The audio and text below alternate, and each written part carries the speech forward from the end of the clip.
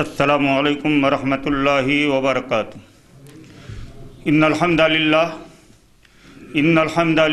نحمده ونستعینه ونستغفره ونعوذ باللہ من شرور انفسنا ومن سیئات اعمالنا من يهده الله فلا مضل له ومن يضلله فلا هادي له وأشهد أن لا إله إلا الله وحده لا شريك له وأشهد أن محمدًا عبده ورسوله صلى الله عليه وسلم يا أيها الذين آمنوا اتقوا الله حق تقاته ولا تموتن إلا وأنتم مسلمون يا أيها الناس اتقوا ربكم الذي خلقكم من نفس واحدة وخلق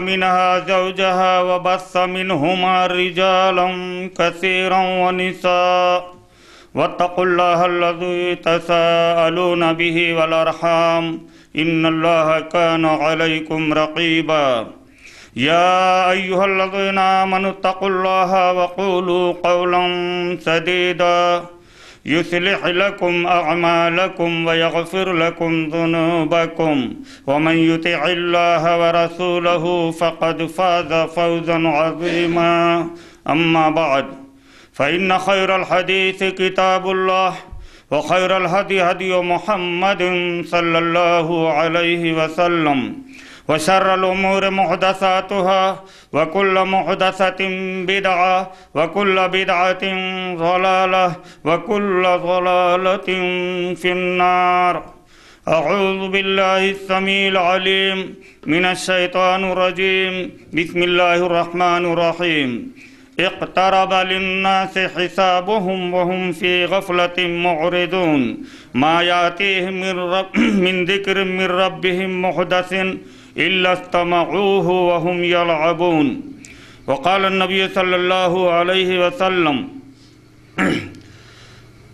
عن عمر بن الخطاب رضي الله تعالى عنه قال بين عند النبي صلى الله عليه وسلم اطلع علينا رجل شديد بياض الثياب شديد سواد الشعر لا يعرف أحد منا ولا يرى عليه أثر السفر فجلس إلى النبي صلى الله عليه وسلم فأسند ركبتيه إلى ركبتيه ووضع يديه على فخذيه فقال أخبرني عن الإيمان قال أن تؤمن بالله وملائكته وكتبه ورسله والبعث بعد الموت والقدر خيره وشره قال صدقت قال فقلنا فعجبنا له أن يقول أن يصدقه أن يسأله ويصدقه فقال فأخبرني عن الإسلام قال أن تشهد أن لا إله إلا الله وأني رسول الله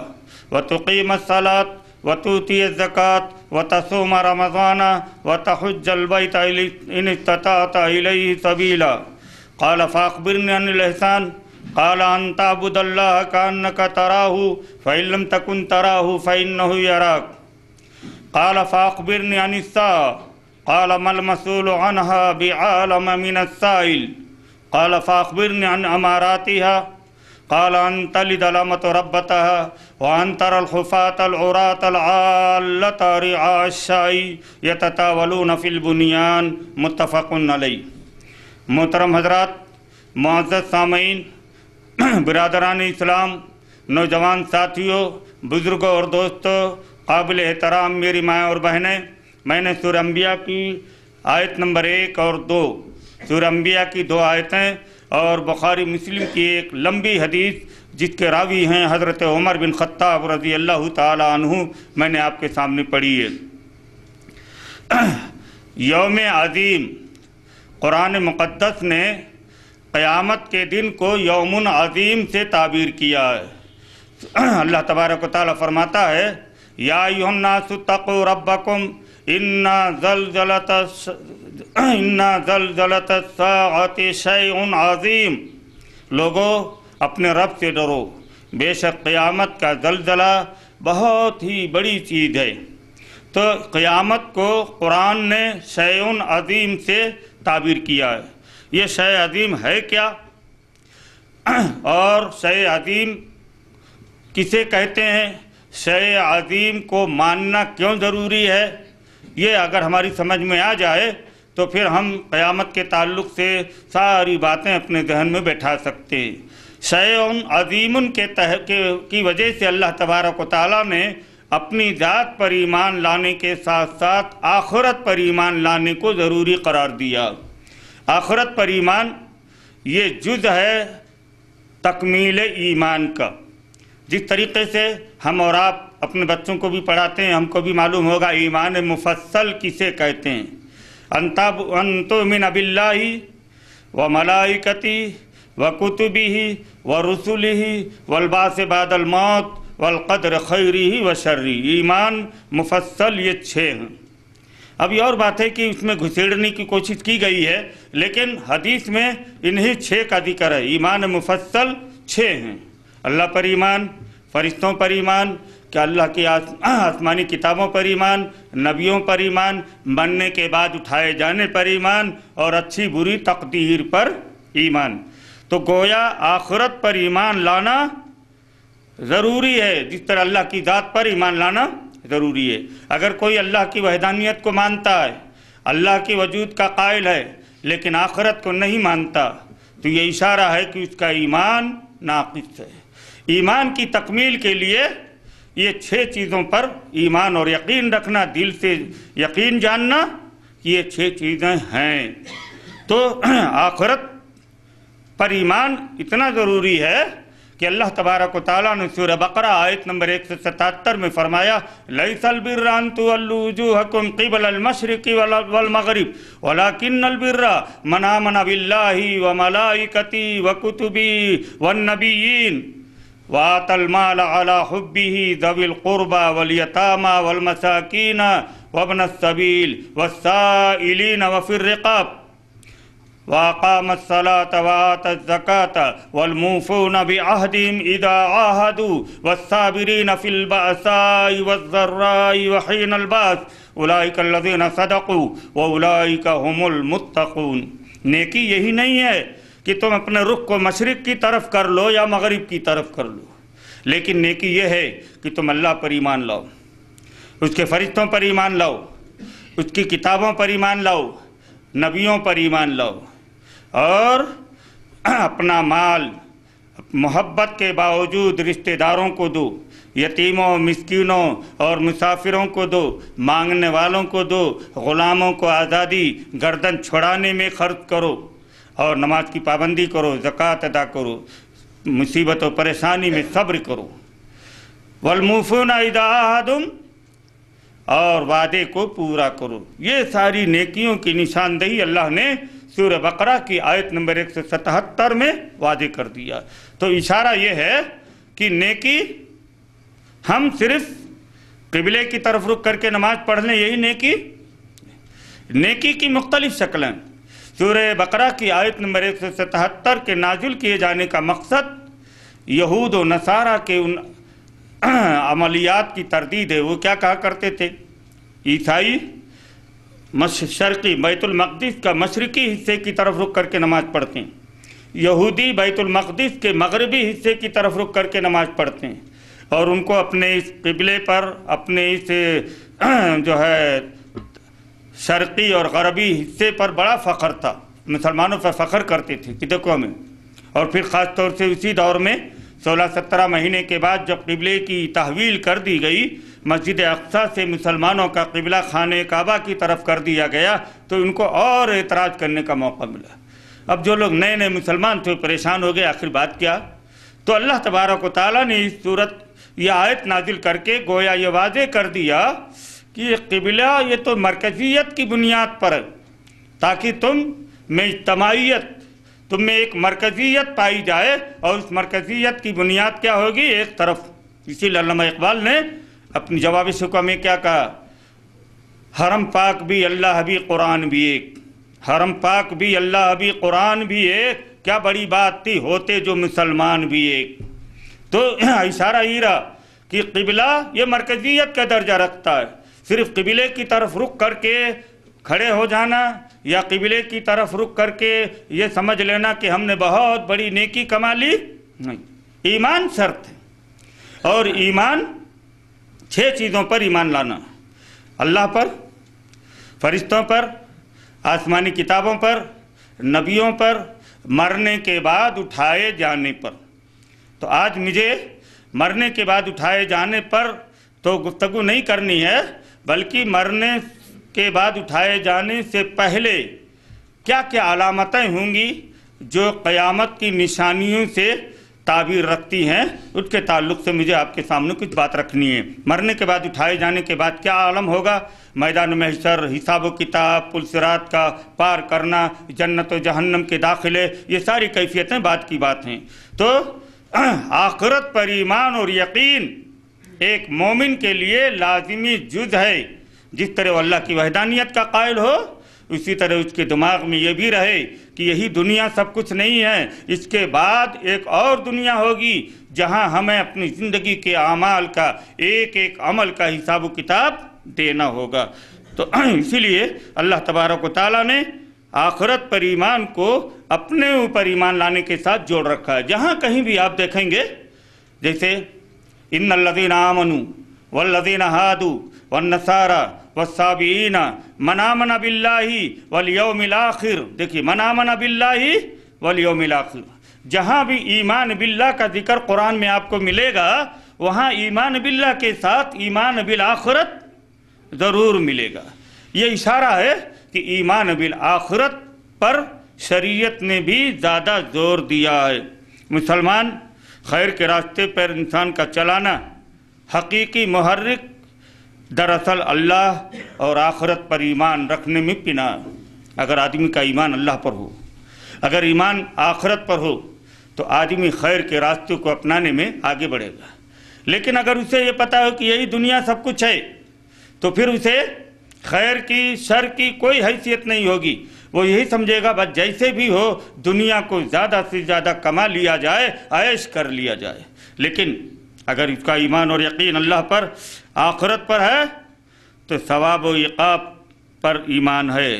ورنہ بشری قوانین میں سے کوئی قانون ایسا نہیں ہے۔ آپ دنیا کے قوانین پر نگاہ ڈالیں تو جو انسانی سلوک کے اندر اس طرح سچائی اور استقامت پیدا کر دے، جس طرح آخرت پر ایمان رکھنے میں آدمی کے اندر استقامت پیدا کرتا ہے۔ آدمی پر استقامت کی کیفیت آدمی میں کب پیدا ہوتی ہے؟ جب اس کا ایمان اور یقین آخرت پر ہوتا ہے کہ یہ دنیا تو چند روزہ ہے۔ آئیے آپ کو بتلاؤں، فرعون کے دربار میں جادوگر پہنچے حضرت موسیٰ علیہ السلام سے مقابلہ کرنے کے لیے۔ حضرت موسیٰ علیہ السلام سے مقابلہ آرائی سے پہلے جادوگروں نے حضرت موسیٰ کے مقابلے میں فرعون سے کیا کہا کہ اگر ہم جیت جائیں، پھر موسیٰ کو شکست دے دیں تو ہم کو انعام کیا ملے گا؟ تو کیا کہا کہ ہم تمہیں اپنا پارلیمنٹ کا ممبر بنا لیں گے، ہم تم کو یہ عہدہ دے دیں گے۔ غور کیجئے گا۔ اس کے بعد جب مقابلہ آرائی شروع ہوئی، انہوں نے بمبوں اور رسیوں کو زمین پر ڈالا تو ایسا محسوس ہو رہا تھا کہ پورا میدان سانپ اور سانپوں سے بھر گیا۔ حضرت موسیٰ علیہ السلام نے جیسے ہی اپنی لاٹھی زمین پر ڈالی، ساری رسیاں، سارے بانس سب غائب۔ جو ہے جادوگروں کو یقین ہو گیا کہ حضرت موسیٰ جادوگر نہیں ہے، ایک معجزہ ہے، اور معجزہ کے سامنے جادو کی کوئی حیثیت نہیں ہوا کرتی۔ سارے کے سارے مسلمان ہو گئے، ایمان لے آئے۔ فرعون پریشان ہو گیا کہ ہم تو موسیٰ کی دعوت کو ٹھکرانے کے لیے یہ کیا تھا، یہاں تو بات ایسی ہے۔ تو کیا کہہ رہا ہے؟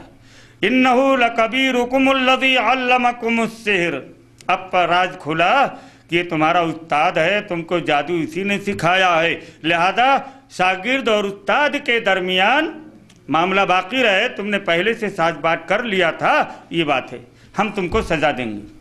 کیا سزا دیں گے؟ پھانسی کے پھندے پر لٹکا دیں گے، تمہارے ہاتھ اور پاؤں مخالف سمت سے کاٹ دیں گے۔ غور کیجیے گا، یہ ایمان کی سزا، ایمان لانے کی سزا دے رہا ہے فرعون۔ لیکن استقامت پر غور کیجیے، کیا کہہ رہا ہے؟ جب اس نے کہا کہ لَأُصَلِّبَنَّكُمْ فِي جُذُوعِ النَّخْلِ، ہم کھجور کے تنے میں تم کو لٹکا دیں گے پھانسی کے پھندے پر، تو جادوگروں نے کیا کہا؟ فَاقْضِ مَا أَنْتَ قَاضٍ إِنَّمَا تَقْضِي فِي هَذِهِ الْحَيَاةِ الدُّنْيَا، تو جو کرنا چاہتا کر لی، تیری یہ طاقت، تیرا یہ اقتدار صرف دنیا تک ہے۔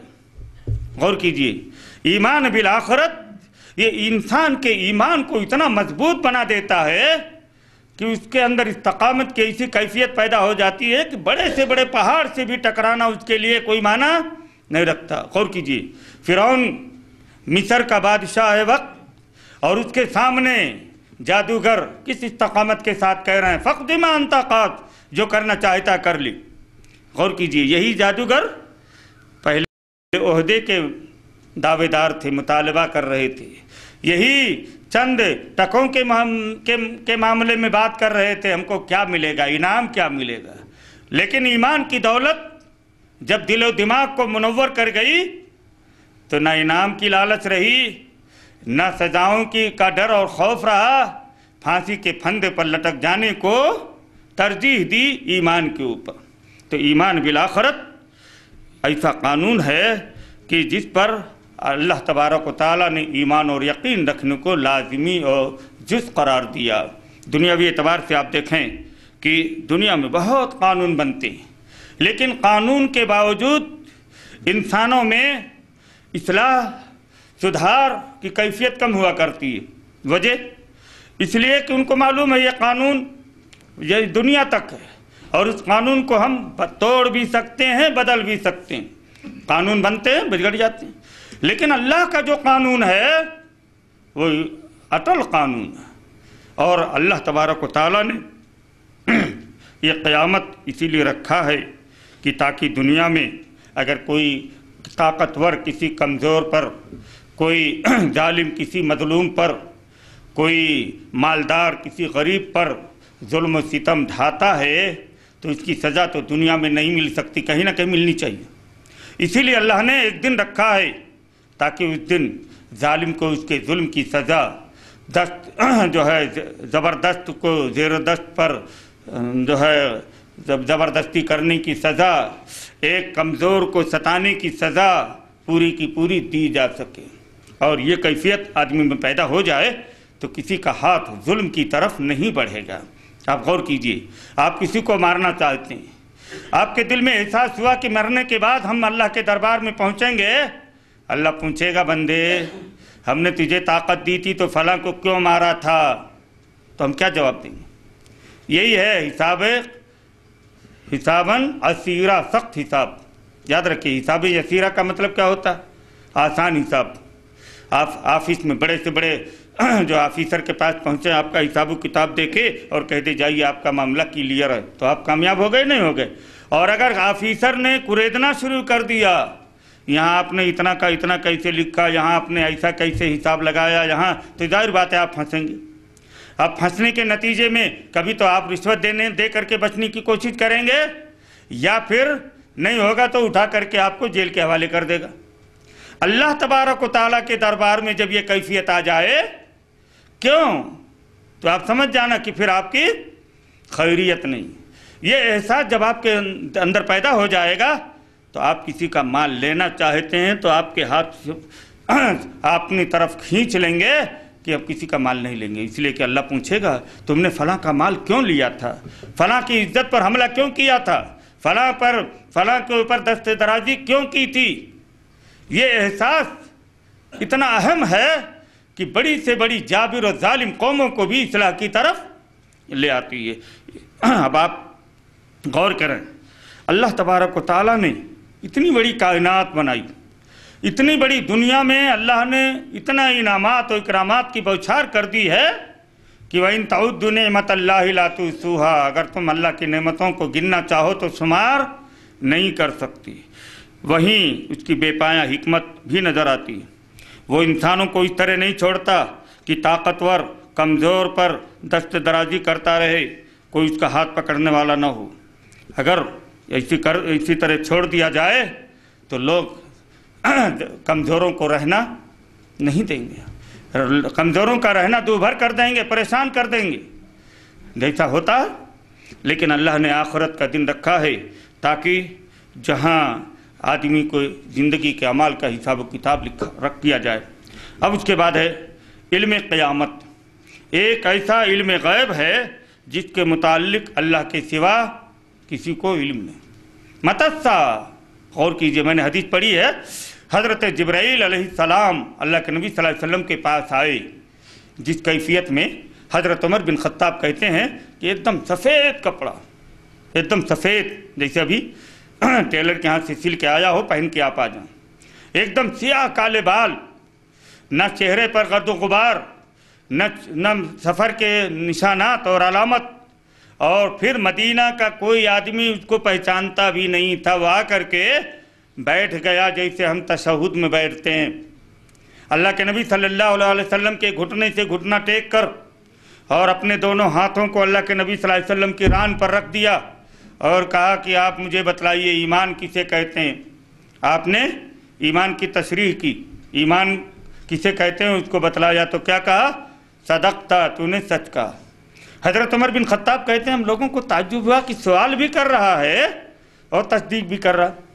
दूसरा सवाल किया हज़रत जिब्राईल ने, इस्लाम किसे कहते हैं? इस्लाम 5, इस्लाम की बुनियाद 5। उसके बाद कहा एहसान किसे कहते हैं? कहा अंताबुदल्ला, अल्लाह की तुम इबादत इस तरह करो कि तुम अल्लाह को देख रहे हो, और अगर ये तसव्वुर और ये जहन, ये ख्याल ना हो तो ये तसव्वुर और ख्याल तो होना चाहिए कि अल्लाह तुमको देख रहा है। कहा फ़ाख़बिरनी अनिस्सा। चौथा सवाल हज़रत जिब्राईल ने किया, क़यामत के बारे में बतलाइए, क़यामत कब आएगी?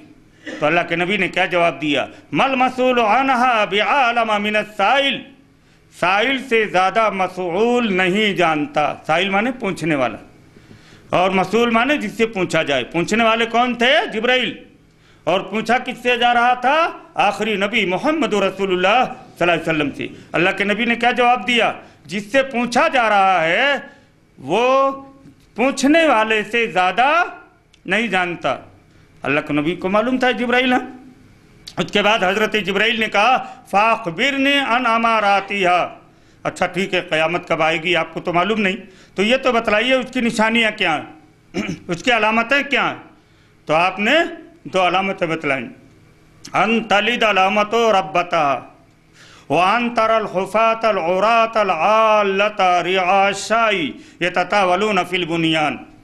गौर कीजिए, जब लौंडी अपने मालिक को जनेगी और तुम देखोगे कि बकरियों के चराने वाले, भेड़ों मेंढियों के चराने वाले, नंगे बदन नंगे पैर रहने वाले बड़ी बड़ी इमारतें बना करके फ़ख्र मबाहात करेंगे।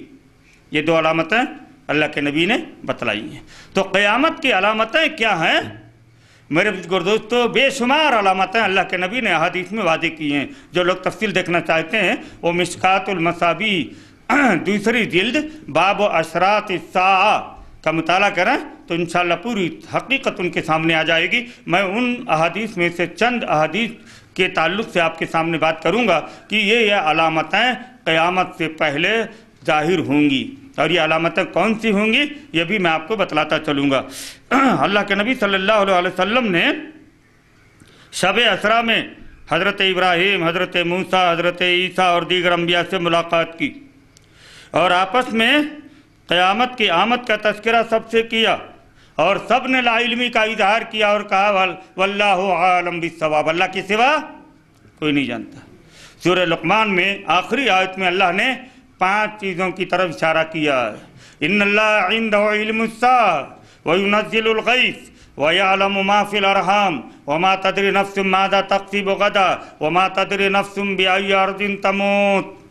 ये 5 हज़रत आयशा सिद्दीक़ा रज़ियल्लाहु ताला अन्हा कहती हैं कि इन 5 चीज़ों का इल्म सिर्फ अल्लाह को है, अगर कोई ये दावा करे तो झूठा है, इसलिए कि इल्म गैब के से ताल्लुक़ रखती हैं। उन 5 चीज़ों में इल्म साअ भी है। क़यामत कब आएगी ये अल्लाह को मालूम, लेकिन क़यामत की निशानियाँ क्या क्या हैं अल्लाह के नबी सल्लल्लाहु अलैहि वसल्लम ने अहदीस में बड़ी तफसील के साथ इसको वाज़े किया है। बुखारी की एक हदीस है, हज़रत सहल बिन साद साइदी रज़ियल्लाहु ताला अन्हु इस हदीस के रावी हैं। आपने फरमाया बुइस्तु अना वस्साअतु कहातैन وَيُشِيرُ بِإِصْبَعِهِ وَيَمُدُّهُمَا۔ آپ نے بتایا کہ میری اور قیامت کے درمیان فاصلہ کتنا ہے؟ اتنا۔ یعنی اس کے دو مطلب، ایک تو یہ کہ اب میرے بعد کوئی نبی نہیں آئے گا، میرے بعد کوئی نبی نہیں آئے گا، میں آخری نبی ہوں، اب میرے بعد اگر کوئی چیز آنے والی ہے تو کیا ہے؟ قیامت۔ یہ اتنا فاصلہ رہا۔ اب قیامت سے پہلے کیا کیا علامتیں ہوں گی؟ تو تین طرح کی، سات کا اطلاق تین معنوں پر، ساعہ قیامت، اس کا اطلاق تین معنوں پر ہوتا ہے۔ علامت صغریٰ جو ہے ساعت صغریٰ، ساعت وسطیٰ، ساعت کبریٰ، چھوٹی قیامت، میڈیم درمیانی قیامت اور بڑی قیامت۔ چھوٹی قیامت سے مراد کیا؟ موت۔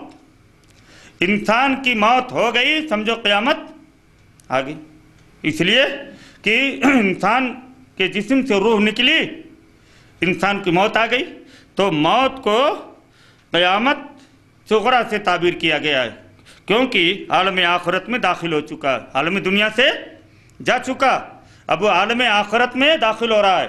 اور عالم آخرت کے دو منظر ہیں، ایک عالم برزخ ہے اور ایک عالم آخرت ہے۔ تو عالم برزخ میں رہے گا وہ، کب تک؟ حضرت اسرافیل علیہ السلام کے دوبارہ سور پھونکے جانے تک۔ پہلی سور تک نہیں، پہلی سور میں تو پوری دنیا تباہ و برباد ہو جائے گی، اس لیے دوبارہ سور پھونکے جانے تک کہاں رہے گا؟ عالم برزخ میں۔ اور عالم برزخ کی مختصر جھلک سورہ مومنون میں اللہ نے فرمائی وَمِن وَرَائِهِمْ بَرْزَخٌ إِلَىٰ يَوْمٍ يُبْعَثُونَ، اور ان کے پیچھے برزخ ہے ان کے اٹھائے جانے تک۔ یہ آیت اشارہ کر رہی ہے کہ انسان کے جسم سے روح نکل جاتی تو قیامت کے برپا ہونے تک پھر اس کے جسم میں واپس نہیں آتی۔ اب آپ سوال کر سکتے ہیں جسم میں واپس نہیں آتی تو قبر میں عذاب کیسے ہوتا ہے نا؟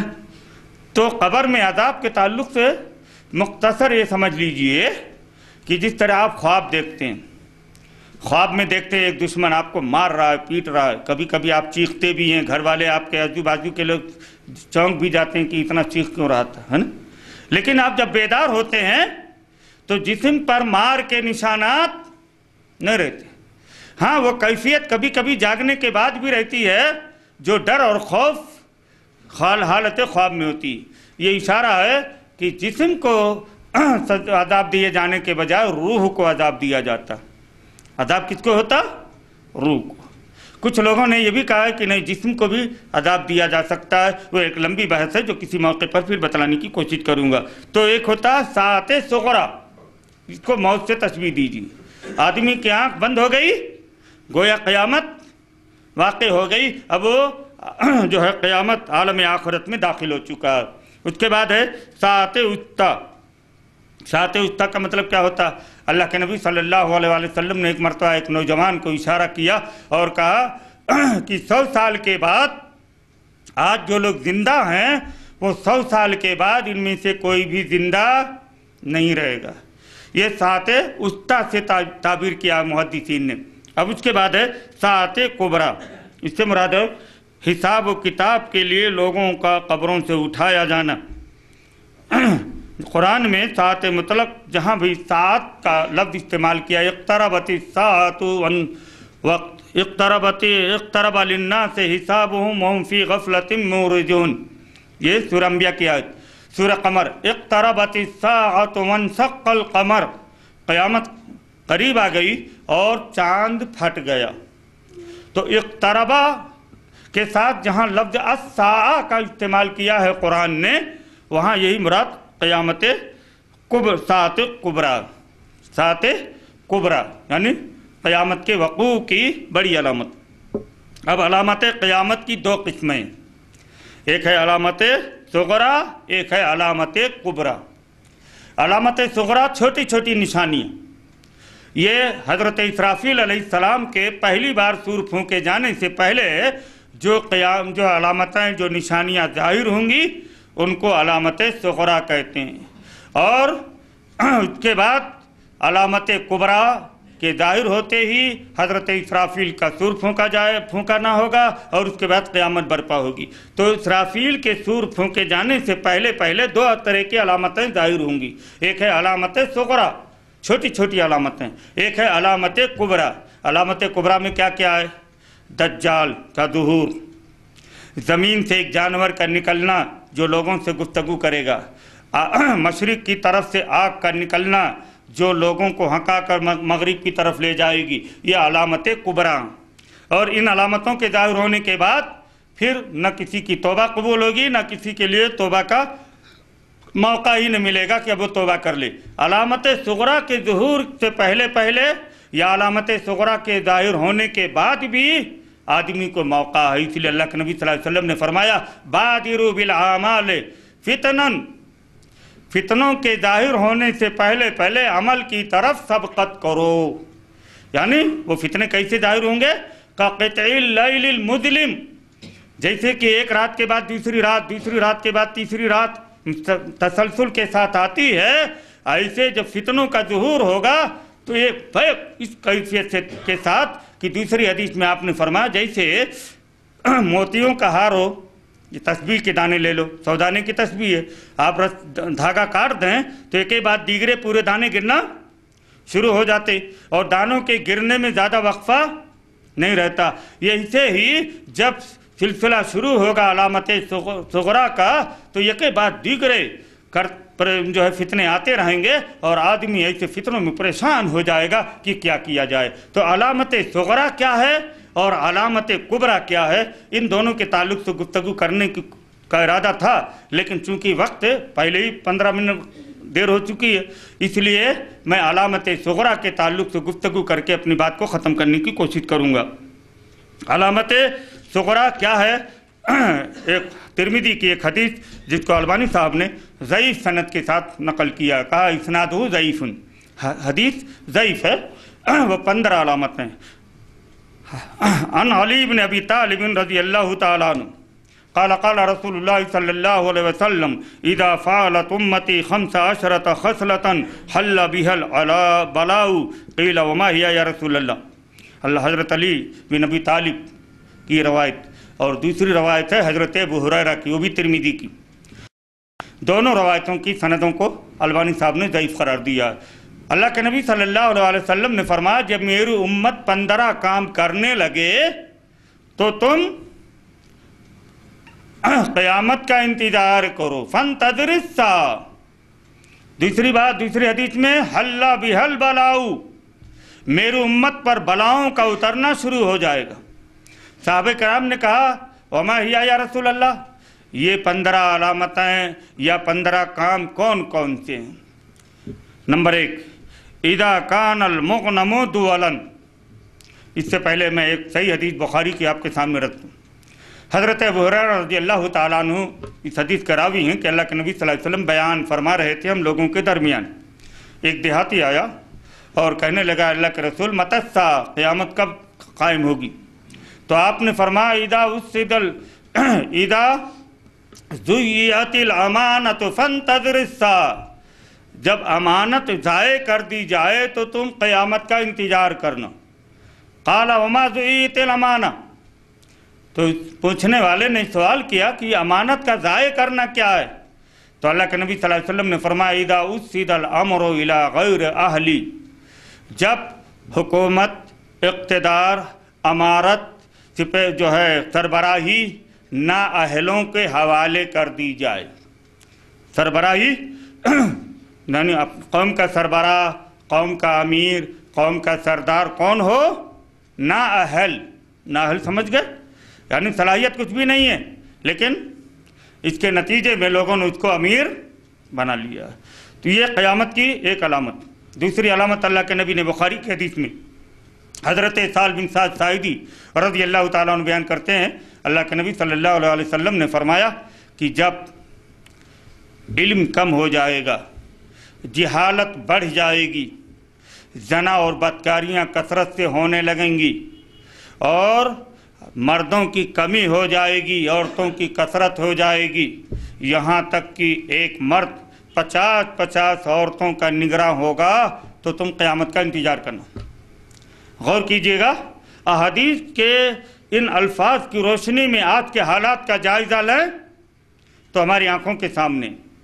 अब उसके बाद ये तिरमिज़ी की हदीस नंबर 1, اذا کان المغنم دولا، جب مال غنیمت کو ذاتی ملکیت سمجھی جانے لگے گی۔ جو لوگ اس حقیقت کو دیکھنا چاہتے ہیں خلافت بنو عباسیہ کی تاریخ پڑھیں۔ خلافت بنو عباسیہ میں جتنے خلیفہ گزرے ہیں وہ مال غنیمت کو اپنا ذاتی ملکیت سمجھتے تھے اور جہاں چاہتے تھے خرچ کرتے تھے۔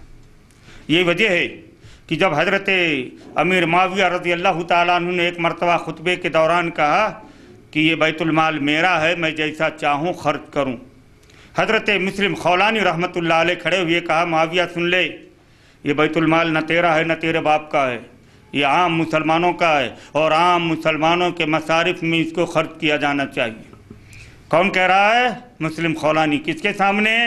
خلیفہ وقت حضرت امیر معاویہ رضی اللہ تعالیٰ عنہ کے سامنے۔ غصہ آنا تھا حضرت امیر معاویہ رضی اللہ تعالیٰ عنہ کو، غصہ آیا، لیکن اسی وقت ایک حدیث یاد آ گئی۔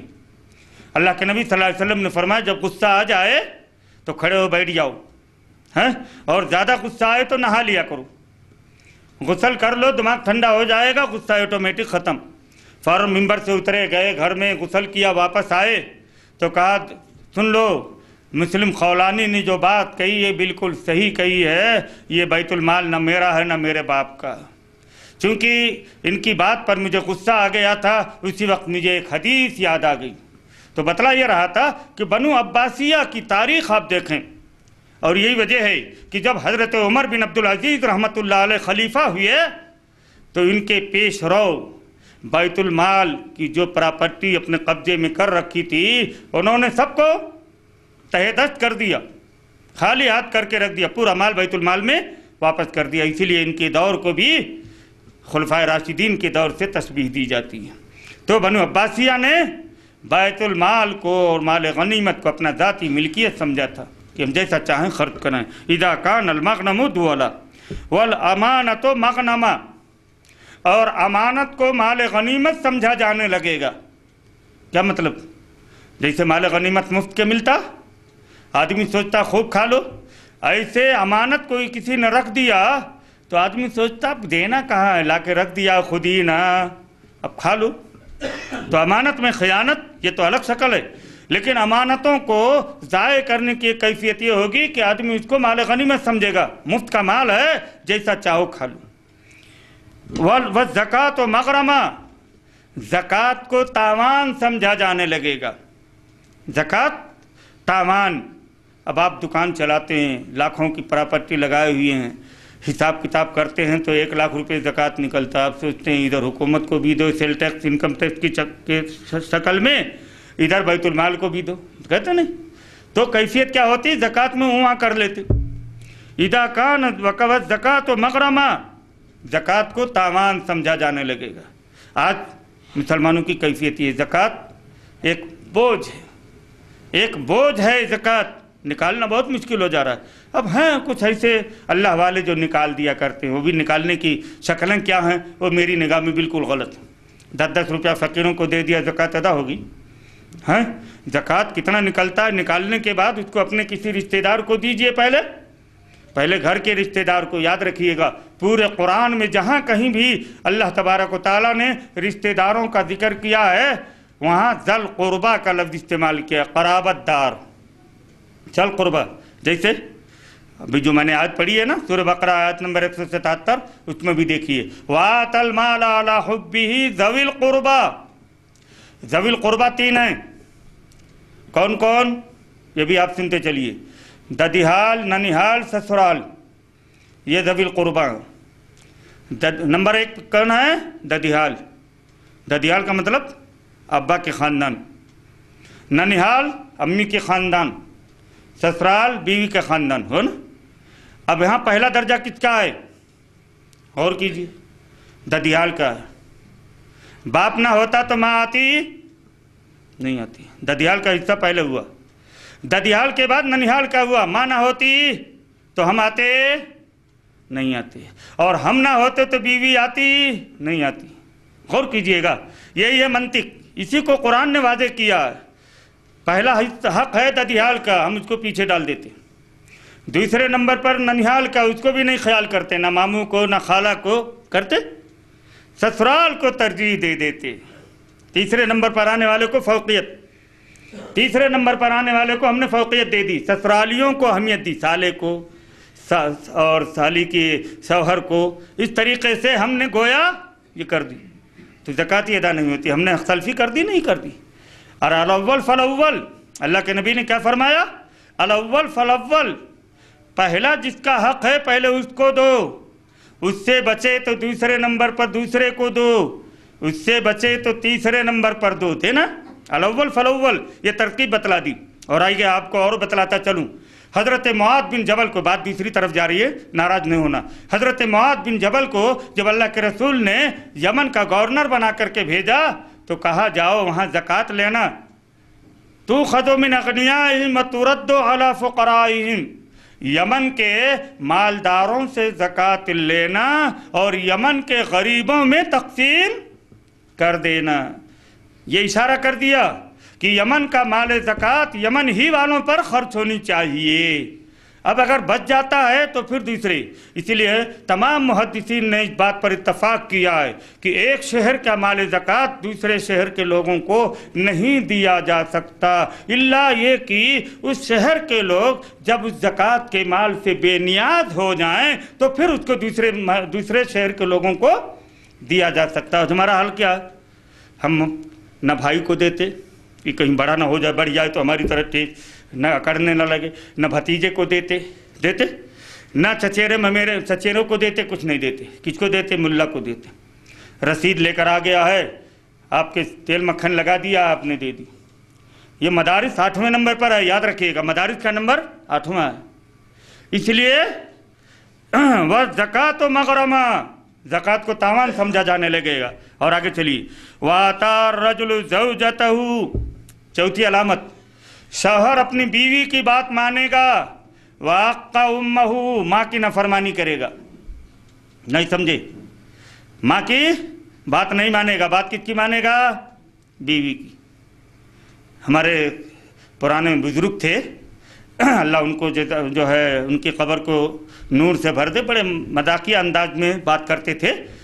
तो एक दिन मुझसे कहने लगे कि आप बच्चों को 5 साल पढ़ाते, कितने साल, 5 साल, लेकिन बच्चा 5 साल में 5 बात भी याद नहीं रखता, और मुल्लानी एक रात में जो पढ़ा देती है वो जिंदगी भर याद रखता है। मुल्लानी एक रात में जो पढ़ा देती है वो बच्चा जिंदगी भर याद रखता है, और आप 5 साल पढ़ाते हैं 5 बात भी याद न। मुल्लानी समझ गए, वाता रजुलु ज़ौजतहु वाक़ा उम्महु।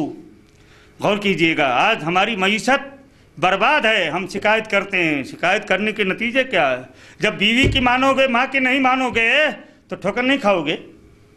वाता रजुलु ज़ौजतहु वाक़ा उम्महु, जबकि सही मुस्लिम की हदीस में अल्लाह के नबी ने फरमाया कि इन्नल्लाह हर्रम अलैकुम उक़ूक़ुल उम्महात, अल्लाह ने तुम पर माँओं की नाफरमानी को हराम कर दिया है। माँ की नाफरमानी हराम, माँ है, बीवी कितनी भी अच्छी क्यों ना हो, माँ का दर्जा नहीं पा सकती। मेरे बुजुर्ग दोस्तों गौर कीजिएगा, आज हम कहाँ जा रहे हैं। बीवी है, मैं ये नहीं कहता उसका हक अदा ना किया जाए, बीवी के हक अदा नहीं करोगे पकड़े जाओगे जहाँ भी वहाँ भी, लेकिन पहला हक माँ का।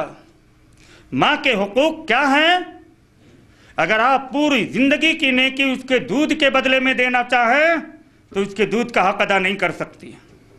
माँ जो अपना खून दूध की शक्ल में आपको पिलाई है, पूरी ज़िंदगी की नेकी अगर आप अदा करना चाहें तो दूध का हक नहीं अदा होता, और जो खिदमत की है 2 साल तक वो हक बाकी रहा। अब इसके बावजूद मुल्लानी की बात आकर के माँ को छोड़ कर ससुराल बस गए तो माँ की आह निकलेगी नहीं निकलेगी, और माँ की आह के लिए कोई वक्त नहीं है, यह याद रखिएगा। माँ के आह के लिए कोई वक्त नहीं रखा अल्लाह ने। जैसे हम सुनते हैं कि दुआ की कबूलियत की घड़ियाँ रात के तहज्जुद के वक्त है, फजर अज़ान और अक़ामत के दरमियान है, दुआ की जाए तो अल्लाह कबूल करता है, पढ़ते सुनते हैं। लेकिन माँ की दुआ के लिए कोई टाइम नहीं है, जिस वक्त उठा दे हाथ आपके लिए खैरियत नहीं। आइए बुखारी की हदीस देखिए, बनी इसराइल में एक बड़े आबिद थे, कौन, जुरैज, बड़े नेक। गांव के झमेलों से बचने के लिए बाहर जाके कुटिया बना ली, अल्लाह अल्लाह करने लगे। माँ को जब भी बेटे से बात करनी होती, माँ के बेटे के पास आती, माँ बेटे गुफ्तगू करते, माँ चली जाती। एक दिन आई तो नमाज पढ़ रहे थे, दरवाजे पर दस्तक दी, कहा बेटे जुरैज। परेशान हो गए, क्या करना, जवाब नहीं दिया। कहा अल्लाह का हक बड़ा है माँ के हक से, लिहाजा नमाज पढ़ते रहे। माँ को जवाब नहीं दिया, माँ वापस चली गई। दूसरे दिन आई, इत्तफाक से उस दिन भी नमाज पढ़ रहे थे, कोई जवाब नहीं दिया, वापस चली गई। तीसरे दिन आई, उस दिन भी नमाज पढ़ रहे थे। माँ ने सोचा कि शायद इसे अपनी इबादत पर बड़ा फ़ख्र और घमंड हो गया है। क्या कह रही है, ऐ अल्लाह इसको उस वक्त तक मौत ना आए जब तक कि ये किसी बदकार का मुंह ना देख ले। माँ है, दुआ करना था, अर्श से टकराई, कबूलियत का दर्जा लेके आ गई।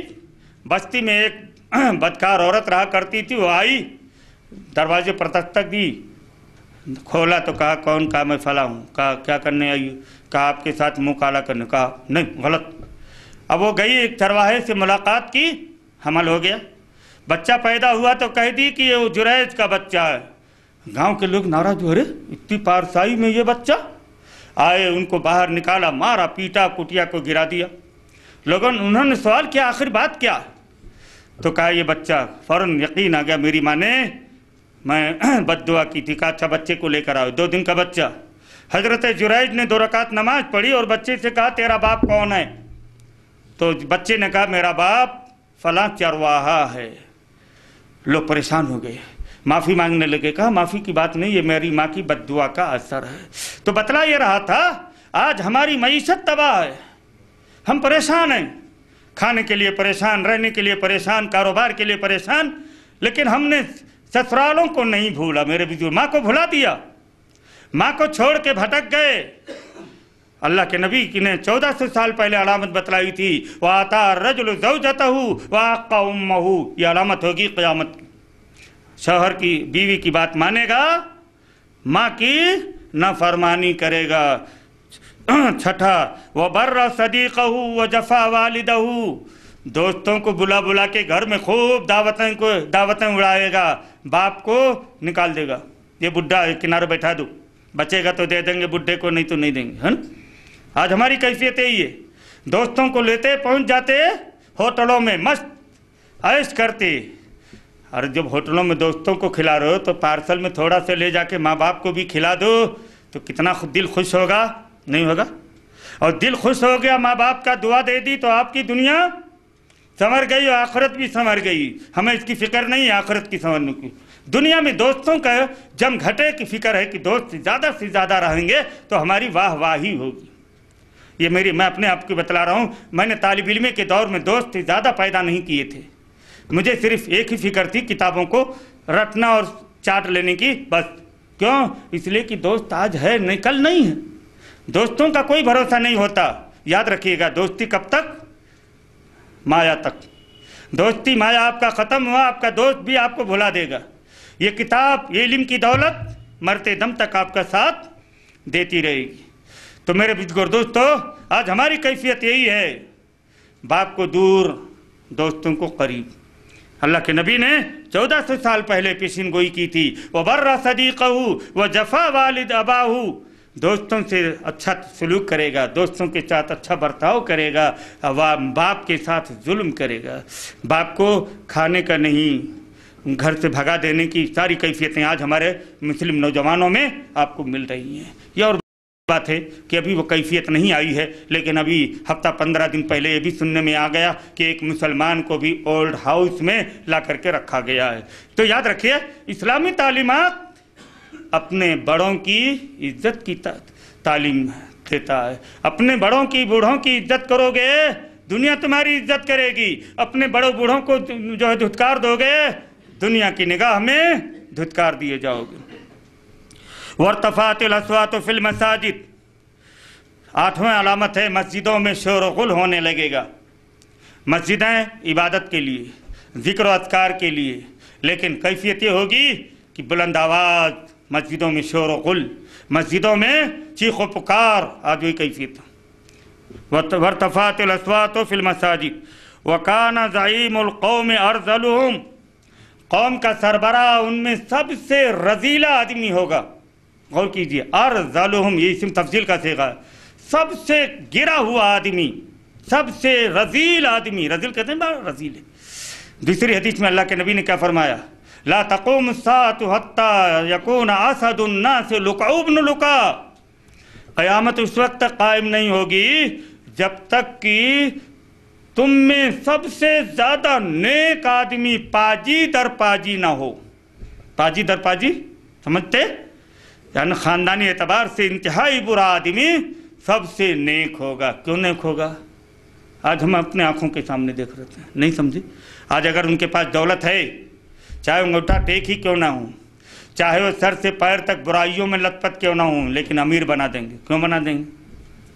ہاں یہ کیفیت. آگے دیکھیے، وَأُكْرِمَ الرَّجُلُ مَخَافَةَ شَرِّهِ. آدمی کی عزت اس کے شر کے ڈر سے کی جائے گی. نہیں سمجھے؟ یہ آدمی بہت خطرناک ہے. اگر ہم کچھ بول دیے تو نکال دے گا ریوالور. ہاں تو اس کے شر سے بچنے کے لیے لوگ عزت کریں گے. ہاں بہت اچھا، آپ تو بہت اچھے، آپ کو بہت اچھے. نہیں سمجھے؟ اس کے شر سے بچنے کے لیے آدمی کی عزت کی جائے گی. عزت شر سے بچنے کے لیے. آج وہی کیفیت. بڑے بڑے لفنگوں کو، غنڈوں کو آپ دیکھیں، لوگ ان کی عزت کیوں کرتے ہیں؟ جانتے ہیں اگر ہم نے کچھ کہہ دیا تو ہم کو مروا دے گا، ہم نے کچھ کہہ دیا تو ہماری جائیداد پر حملہ کر دے گا، ہم نے کچھ کر دیا تو ہماری بہن بیٹیوں کی عزت کو لوٹ لے گا. ہے کیفیت.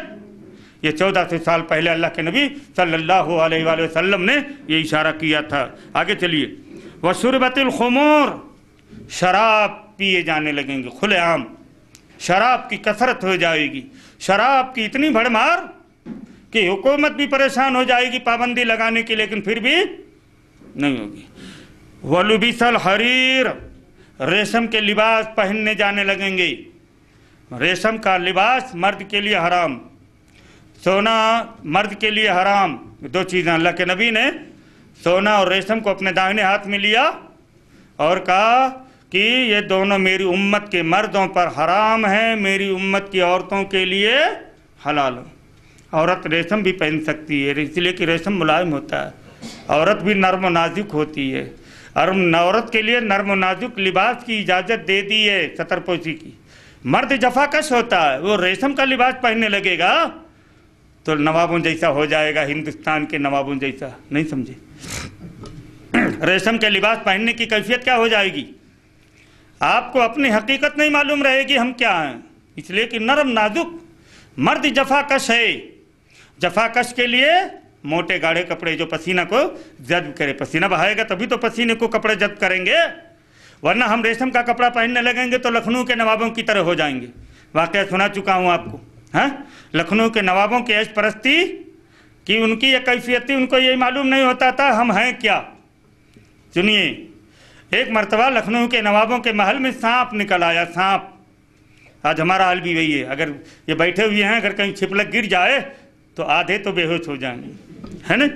تو سانپ نکل آیا محل میں، تو کتنی بیگمات تھیں جو بے ہوش ہو گئیں سانپ کا نام سن کر، اور کتنی ایسی تھیں جنہوں نے پورے محل کو سر پر اٹھا لیا. ایک نوکرانی بھاگتی ہوئی دیوان خانے میں آئی تو دیکھا نواب صاحب حقہ پی رہے ہیں. کھڑی ہوئی اطمینان سے کہا معاف کرنا، آپ کے آرام میں خلل ڈال دی. کہا کیا بات ہے؟ کہا محل میں سانپ نکل آیا. نواب صاحب سانپ کا نام سن کے اتنا بوکھلائے کہ پریشان ہو گئے. کہنے لگے کسی مرد کو بلا لاؤ، کسی مرد کو بلا لاؤ. نوکرانی کھڑی رہی تو کہنے لگے کیا بات ہے؟ کہا معاف کرنا آپ بھی تو مرد ہیں. کہا اچھا تو نے مجھے اچھا یاد دلا، اچھا میری لاٹھی لاؤ. نہیں سمجھے؟ تب تک سانپ رہتا. یہ ہے اسی لیے اسلام نے نرم و نازک لباس کو مردوں کے لیے منع کیا. مرد جفاکش ہے، جفاکشی کے لیے موٹے گاڑھے کپڑے پہننا چاہیے. حضرت عمر فاروق کی خلافت کو یاد کیجئے کہ جو ہے کیا کیفیت تھی. آگے دیکھیے، وَاتُّخِذَتِ الْقِيَانُ وَالْمَعَازِفُ. گانے بجانے کے آلات بے شمار ہو جائیں گے. گانے بجانے موسیقی کے آلات کی کثرت ہو جائے گی. آج یہ علامت ہمارے آنکھوں کے سامنے. گاڑی میں بیٹھو تو، آٹو میں بیٹھو تو، ہاں اور اب کار میں بیٹھو تو، ہر جگہ گانے بجانے کی آواز کے کان کے پردے ٹکرا رہے ہیں. غور کیجئے گا. वलान आखिर हादिल उम्मती अव्वलहा, और 15वीं अलामत, इस उम्मत के आखिरी लोग अपने पहलों पर लान तान करेंगे। और पहले वैसे थे, बिगड़े हुए थे, पहले उनके पास था क्या, नहीं समझे। अब शादी के मौके पर मैं कभी कभी बोल देता हूँ भाई फूलों का हार नौशा को भी नहीं पहनाना। एक साहब कहने लगे अल्लाह के रसूल के ज़माने में फूल थे ही नहीं इसलिए नहीं पहनाते थे। मैं बोला फूल नहीं थे तो इतर कहाँ से आता था? फूल नहीं थे तो अल्लाह के रसूल के ज़माने में इतर कहाँ से आते थे? आसमान से बारिश होती थी इतर की, क्या नहीं समझे? फूल तो हर जगह थे, हर दौर में रहे हैं। अल्लाह की मखलूक़ात में से एक मखलूक फूल भी है। ये कह देना कि उस दौर में फूल नहीं थे, ये शैतानी चाल है। मेरे बुजुर्ग दोस्तों, ये 15 अलामतें जब जाहिर हो जाएं, फरतक़िबू इंदा ज़ालिका रिहन हमरा औ खस्फन औ मस्खन, तो तुम उस वक्त सुर्ख हवाओं का, सुर्ख आंधियों का इंतजार करो। आंधियाँ तेज चलने लगेंगी, ज़मीन में धंसाव और जलजले की कैफियत पैदा होगी, लोगों के चेहरे बदल दिए जाएंगे। ये अलामत आज हमारी आंखों के सामने है। एक और हदीस पढ़ करके अपनी बात को ख़त्म कर देता हूँ, वक्त हो चुका है। हज़रत सौबान रज़ी अल्लाह ताला अन्हु इस हदीस के रावी हैं। अबू दाऊद और बहक़ी की रवायत है। इसकी सनद को अलबानी साहब ने सही करार दिया, हसन दर्जे की हदीस है। हज़रत सौबान रज़ी अल्लाह ताला अन्हु बयान करते हैं कि अल्लाह के नबी सल्लल्लाहु अलैहि वसल्लम ने फरमाया कि जब दुनिया की कौमें मुसलमानों पर ऐसे पिल पड़ेंगी जैसे खाने वाले दस्तरखान पर पिल पड़ते हैं, यह क़यामत की अलामत। आज पूरी दुनिया इस्लाम और मुसलमानों के ख़िलाफ़ है। और ये भी आप गौर कीजिए कि धर्म के एतबार से, दीन के एतबार से, अक़ीदे के एतबार से सब अलग हैं, लेकिन इस्लाम और मुसलमानों के ताल्लुक़ से सब नहीं समझे। इस्लाम की बात जहाँ आएगी, मुसलमान की बात जहाँ आएगी, सारी कौमें, सारी तंजीमें, सारी जमातें, सारे दीन और धर्म के मानने वाले एक। अब बदकिस्मती हमारी यही रही है कि हम एक ही दीन के मानने वाले 72 टुकड़ियों में बच गए। तो अल्लाह के नबी सल्लल्लाहु अलैहि वसल्लम ने फरमाया दुनिया की कौमें मुसलमानों पर ऐसे पिल पड़ेंगी जैसे दस्तरखान पर खाने वाले गिर पड़ते हैं। शादियों में आप लोग जाते ही, हाँ, एक उठता नहीं दूसरा बैठ जाते, दूसरा उठता नहीं तीसरा, है ना। तो ये कैफियत होगी, आज वही कैफियत है।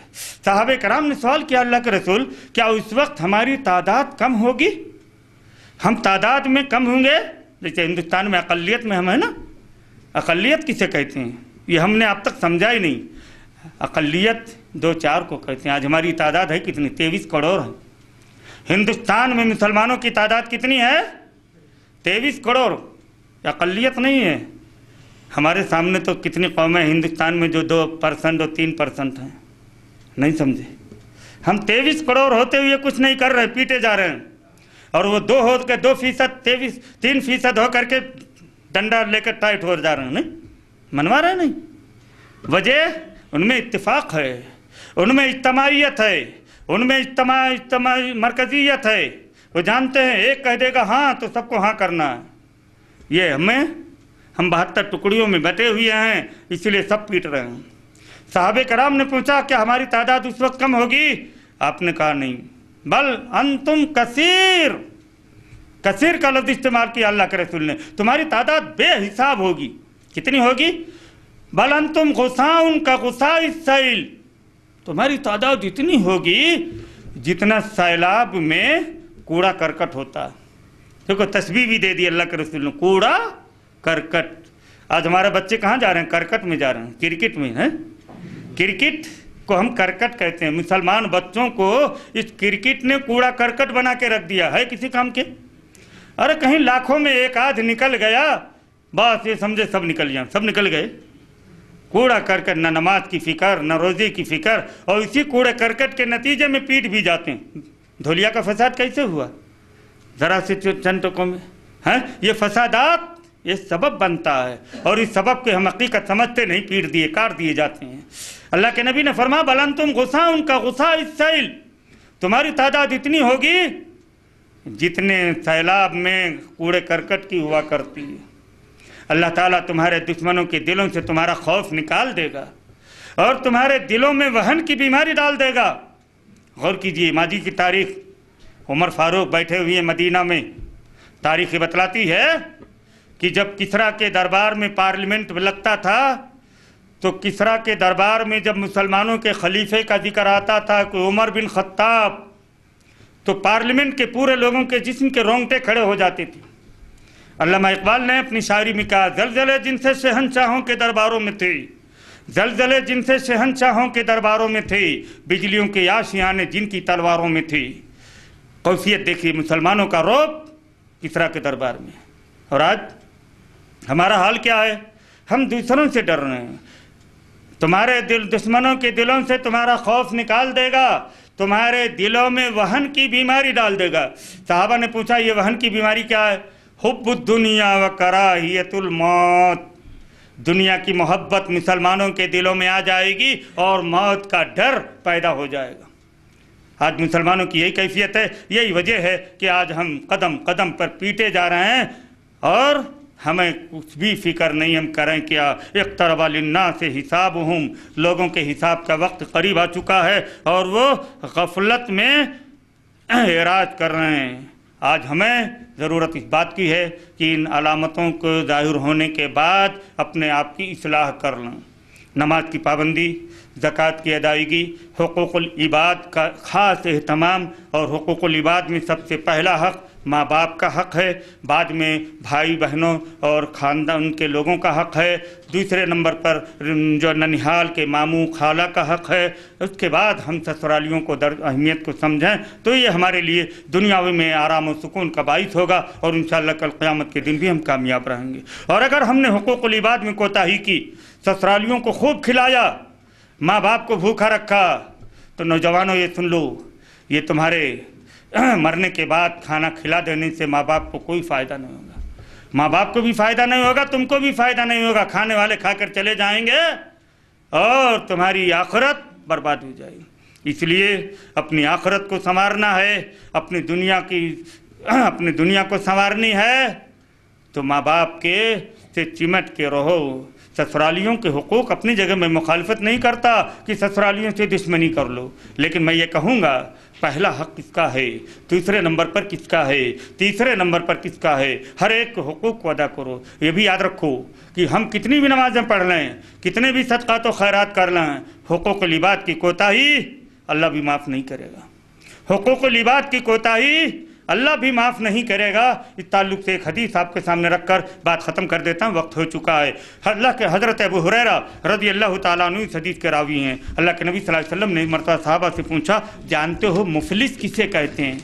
مفلس کسے کہتے ہیں؟ صحابہ نے کہا کہ مفلس وہ ہے جس کے پاس روپیہ پیسہ نہ ہو، کھانے پینے کا سامان نہ ہو، وہ مفلس ہوتا ہے۔ اللہ کے نبی نے کہا نہیں، لا نہیں، بلکہ میری امت کا مفلس وہ ہوگا جو قیامت کے دن بڑی بڑی نیکیوں کا گٹھر، میں گٹھر نہیں کہتا، میں پہاڑ کہتا، اورنگ آباد میں پہاڑیاں بہت ہیں، ایک پہاڑ نماز کا، ایک پہاڑ روزے کا، ایک پہاڑ صدقات و خیرات کا، ایک پہاڑ نیکیوں کا، بے حساب گٹھر لے کر آئے گا، لیکن شتم ھذا، اس کو ناحق گالی دی ہوگی، اس کا مال ناحق کھا لیا ہوگا، اس کو ستایا ہوگا، اس کی عزت پر حملہ کیا ہوگا، اس کو ناحق مارا ہوگا، یہ سارے پہنچ جائیں گے اللہ کے دربار میں۔ یہ کہے گا اللہ اس نے مجھے ناحق گالی دی تھی، اللہ فرمائے گا لے جا اس کی نیکی۔ دوسرا آئے گا کہے گا اس نے میرا مال ہڑپ کر لیا تھا، اللہ فرمائے گا لے جا اس کی نیکی۔ یہاں تک کہ مطالبات کرنے والے آتے رہیں گے، اس کی نیکیوں کا گٹھر ختم۔ اب کیا کیا جائے گا؟ اللہ تبارک و تعالیٰ حکم فرمائیں گے ابھی کتنے لوگ باقی ہیں؟ جب سب لوگ اکٹھا ہو جائیں گے تو ان کے گناہوں کا حصہ لے لیا جائے گا، جتنا اس نے ظلم کیا ہوگا اس ظلم کے برابر ان سے گناہ لے لیے جائیں گے۔ کن سے؟ مدعی سے، دعویٰ کرنے والوں سے، اور ان گناہوں کو لے کر کے اس حاجی نمازی صدقاتی خیراتی کے سر پر ڈال دیا جائے گا۔ ثم صحب فی النار، صحیح مسلم کی حدیث، مشکات جلد اول آپ دیکھ لیجئے۔ ثم صحب فی النار، صحب کہتے ہیں سین ہے بے۔ آپ دیکھے ہوں گے قصاب لوگوں کو کہ وہ بکری کو جب کاٹنے کے لیے لے جاتے ہیں تو منڈی پکڑ کے لے جاتے ہیں، نہیں منڈی پکڑتے ہیں، تو اسی کو عربی میں کہتے ہیں صحب۔ ثم صحب فی النار، پھر وہ حاجی نمازی صدقاتی کو منڈی کو پکڑ کر کے جہنم میں جھونک دیا جائے گا۔ غور کیجئے گا، اس لیے عبادات کے ساتھ ساتھ اہم چیز ہے حقوق العباد کی کوتاہی۔ میں آپ پیچھے نہ رہیں، ورنہ حقوق العباد کی کوتاہی آپ کو دنیا میں بھی پریشان کر رہی ہے اور کرے گی، اور آپ کی آخرت برباد ہوگی۔ اللہ تعالیٰ سے دعا ہے الہ العالمین ہم مسلمانوں کو آخرت کی فکر کرنے، آخرت پر ایمان اور یقین رکھنے، آخرت کے جزا و سزا کو یقین رکھتے ہوئے ہمیں اپنے آپ کی اصلاح کر لینے کی توفیق عطا فرمائے۔ الہ العالمین قیامت کی بہت سی نشانیاں ہماری آنکھوں کے سامنے ہیں، ان نشانیوں کو اپنی آنکھوں سے دیکھ لینے کے بعد ہمیں ہر ایک حقوق کو پہچاننے، اللہ کے حقوق، بندوں کے حقوق کو پہچاننے اور ہر ایک کے حقوق کو صحیح طریقے سے ادا کرنے کی توفیق عطا فرمائے۔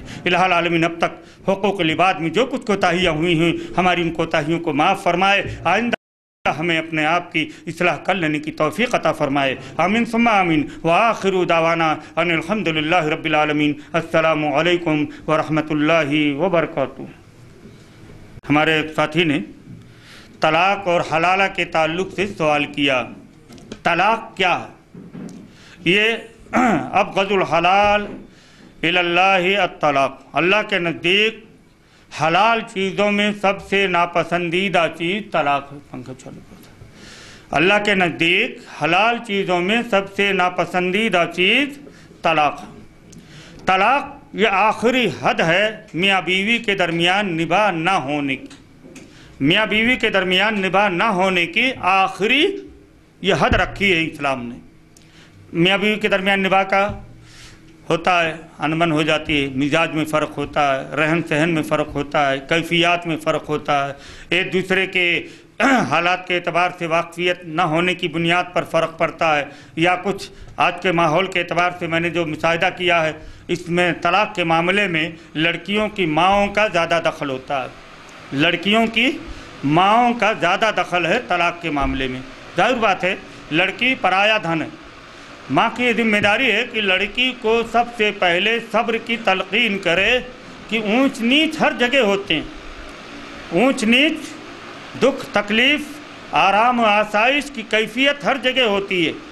اب ظاہر بات ہے گھر میں رہتی تھی ماں اپنے طاقت کے مطابق جو کچھ تھا کھلاتی تھی، سسرال گئی ہے وہاں کے حالات سمجھنے میں بھی دیر لگتی، وہاں کے حالات ایسے رہتے، کمائی میں بھی فرق پڑ جاتا، آمدنی کے ذرائع میں بھی فرق پڑ جاتا، اس اعتبار سے ماں کو تلقین کرنا چاہیے تھا فصبری، صبر کرنا، فصبری، صبر کرنا، صبر کی تلقین یہ ماں کی ذمہ داری ہے۔ اب ماں نے اگر صبر کی تلقین کرنے کے بجائے ذرا سا پن لگا کے ابھار دیا کہ نہیں ٹھیک ہے مت جا گھر پہ بیٹھ گیا، تو ظاہر بات ہے نوبت آئے گی طلاق۔ تو طلاق یہ آخری رکھا ہے شریعت نے۔ اس سے پہلے کیا کرنا ہے؟ میاں کو 3 کیفیت بتلائی۔ اگر بیوی آپ کی بات نہیں مانتی ہے تو پہلے ٹھونکنا نہیں ہے، آستین چڑھا کے پیٹنا نہیں ہے، پہلے کیا کرنا ہے؟ پہلے وعد و نصیحت کرنا، سمجھانا، سمجھانے کے بعد اگر مان گئی تو پھر آپ کو کچھ کہنے کی ضرورت نہیں، سمجھانے کے باوجود نہیں مانی تو پھر بستر الگ نہیں کرنا، یہ بھی یاد رکھیے، کھاٹ ایک ہی رہے گا لیکن فرق کیا رہے گا؟ تم اپنا منہ ادھر کر لو، ہم اپنا منہ ادھر کر لو، نہیں سمجھے؟ دونوں چوکھٹ پر دونوں ہاتھ پکڑ کے سو جانا۔ اس کے باوجود اگر وہ نہیں سدھری تو پھر ایک آدھ تھپڑ مارنے کا، یہ ہے مرد کو اختیار۔ اب اس کے بعد بھی نہیں سدھر رہی ہے، حکمم من اہلہ و حکمم من اہلیہ، لڑکی کے گھر کا سربراہ، لڑکے کے گھر کے سربراہ دونوں مل کر کے معاملے کو سمجھانے کی کوشش کر رہے ہیں۔ اب اس کے باوجود نہیں معاملہ حل ہوا تو طلاق۔ بات سمجھ میں آ رہی؟ یہ ہے حد۔ آج ہمارا حل کیا ہے؟ ذرا سا غصہ ہوا تو بیوی کو گھر سے بھگا دیا۔ ارے گھر سے بھگا دیے تب تو اور اکڑ جائے گی نا، پہلی بات تو ٹیڑھی ہے ہی۔ اللہ کے نبی صلی اللہ علیہ وسلم نے فرمایا استوصوا بالنساء خیرا، عورتوں کے تعلق سے عورتوں کے ساتھ بھلائی کرنے کی وصیت قبول کرو، فإنہن خلقن من ضلع، وہ پسلی سے پیدا کی گئی ہیں اور پسلیوں میں سب سے ٹیڑھی پسلی اوپر کی پسلی ہوتی ہے، گلے کے پاس سب سے ٹیڑھی پسلی ہے۔ اگر تم اس کو سیدھا کرنا چاہو گے تو کیا کرو گے؟ توڑ دو گے، توڑ دو گے نہیں تو ٹیڑھی ہے، ٹیڑھی رہنا۔ اب ٹیڑھی ہونے کی کیفیت بھی اللہ کے رسول نے بتلا دی کہ اس کے مزاج میں ٹیڑھا پن ہے۔ آپ نے کیا فرمایا؟ لو حسنت الیہ طول عمری وان اسأت مرۃ قالت لم اجدک منک خیرا۔ غور کیجئے کیا منظر پیش کیا اللہ کے نبی نے کہ تم پوری زندگی اس کی بات مانتے رہے، جو کہتی رہی آپ کرتے رہے، جیب کبھی ساتھ نہیں دیتا۔ آپ نے کیا کہا، اس بار عید جو ہے پرانے کپڑوں میں کر لو۔ کیا کرے، اس بار عید کے کپڑے کا انتظام نہیں کر سکتا، کچھ مجبوریاں ہیں، یا عید کی نہ لو، چلو لے لو، اس کے بھائی بہنوں میں کہیں شادی ہو تو ہر شادی پر اس کو نئے جوڑے ہونا۔ اب آپ نے کیا کہہ دیا، بھائی اس بار تو ہم کچھ نہیں کر سکتے، پرانے جوڑوں ہی میں خوشی منا لو، تو کیا بولتی، کبھی تم کو آٹا کیا دینے کو، کبھی تم نے کچھ جوڑا دلایا کیا دلاتی، کہتی نہیں کہتی۔ اب تم نے کیا کیا، آستین چڑھا لی، نہیں، اس کی فطرت ہے ٹیڑھا پن، نہیں سمجھے۔ اب وہ اتنا کہتی ہے اپنا صبر کر لینا، تو جب وہ ٹیڑھی ہے ہی تو مرد کا کام کیا ہے، گاڑی کی منزل، زندگی کی گاڑی کو آگے کھینچتے رہنا، تھوڑی بہت کوتاہی تو رہتی ہی ہے۔ اب نہیں مانے تو پھر طلاق کی ہمارے سنت پیرزادہ نے کتاب لکھی ہے، طلاق کب اور کیسے، 4 روپے کی ہے، ہمارے یحییٰ صدیقی کے پاس ملے گی بارودگر نالہ میں، 4 روپے کی ہے، طلاق کب اور کیسے، بڑی اچھی کتاب ہے، 4 روپے کو کوئی بات نہیں ہے نا، تو آپ اس کو رکھیے۔ اور طلاق کے مسئلے پر بڑی اچھی بحث کی انہوں نے۔ تو طلاق کب دینا ہے، حالت طہر میں۔ طہر کا مطلب ہوتا ہے عورت جب منتھلی سے پاک ہو جائے تو دینا۔ کیوں، اس لیے کہ منتھلی میں عورت چڑچڑی ہو جاتی ہے، منتھلی کا جو خون آتا ہے تو عورت کے اندر چڑچڑاپن پیدا ہو جاتا ہے، اس لیے شریعت نے حکم دیا کہ جب وہ منتھلی سے پاک صاف ہو جائے اور نہیں رکھنے کا ہے تو 1 طلاق دو۔ 1 طلاق دینے کے بعد اس کو گھر ہی میں رکھو تاکہ اسے اپنی غلطی پر نظر ثانی کرنے کا، معافی مانگنے کا موقع مل سکے۔ 1 مہینے کے بعد جب دوسری منتھلی آ جائے، دوسرا مہینہ آ جائے اور آپ کو نہیں روکنا ہے تو پھر دوسری طلاق دو۔ اب بھی آپ کو موقع ہے وہیں رکھنے کا، ہو سکتا ہے وہ معافی مانگ لے، ہو سکتا ہے آپ کے مزاج میں کچھ آ جائے خود۔ دوسری طلاق کی عدت گزرنے کے بعد تیسرا جب مہینہ آ جائے گا، منتھلی آ جائے گی، اب آپ تیسری طلاق دیں گے تو پھر بیوی آپ کے لیے حرام ہو جائے گی۔ یہ ہے شرعی طریقہ طلاق کا۔ اسی لیے قرآن نے سورہ بقرہ آیت نمبر 229 میں الطلاق مرتان فإمساک بمعروف او تسریح بإحسان، طلاق 2 مرتبہ ہے۔ لت پر غور کیجئے، الطلاق مرتان، الطلاق تطلیق قطعاً نہیں کہا اللہ نے، الطلاق مرتان، مرتان کا مطلب 2 مرتبہ، ایک کے بعد ایک، یہ تو ہوا۔ اب ایک کے بعد ایک کا کیا مطلب، زمانہ جاہلیت کی تاریخ پر آپ غور کیجئے، بات سمجھ میں آ جائے گی۔ زمانہ جاہلیت میں طلاق کی کوئی حد متعین نہیں تھی، آدمی کو رکھنا نہیں ہوتا تھا تو کیا کرتا، بیوی کو طلاق دیتا اور مہینہ 15 دن کے بعد پھر رجوع کر لیتا، پھر 2-4 مہینے کے بعد پھر طلاق دیتا، پھر ہفتہ 10 دن کے بعد پھر رجوع کر لیتا۔ اس طرح نہ تو وہ بیوی کو جدا کرتا تھا نہ بیوی کو بسا کے رکھتا تھا۔ اللہ تبارک و تعالیٰ نے بریک لگا دی کہ اب طلاق دے کر بیوی سے رجوع کر سکتے ہو تو 2 ہی مرتبہ۔ اب دیکھیے تاریخ پر غور کیجیے، الطلاق مرتان، یعنی طلاق دے کر بیوی سے رجوع کرنے کا حق کتنی مرتبہ ہے، 2 مرتبہ۔ بات واضح ہو گئی کہ مرد کو 2 مرتبہ بیوی کو طلاق دینے کے بعد بیوی بنا کر رکھنے کا حق ہے۔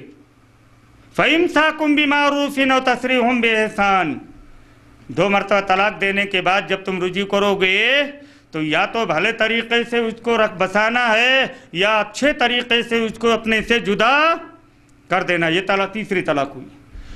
اب آئیے ایک مجلس کی 3 طلاق۔ حضرت عبداللہ بن عباس، صحیح مسلم جلد 1 صفحہ 477، حضرت عبداللہ بن عباس رضی اللہ تعالیٰ عنہ کہتے ہیں کانت الطلاق فی عہد رسول اللہ صلی اللہ علیہ وسلم و عہد ابی بکر و سنتین من خلافت عمر۔ غور کیجیے، اللہ کے نبی صلی اللہ علیہ وسلم کے زمانے میں، حضرت ابو بکر صدیق کے زمانے میں، حضرت عمر فاروق کی خلافت کے ابتدائی 2 سالوں میں 3 طلاق 1 طلاق ہوا کرتی تھی۔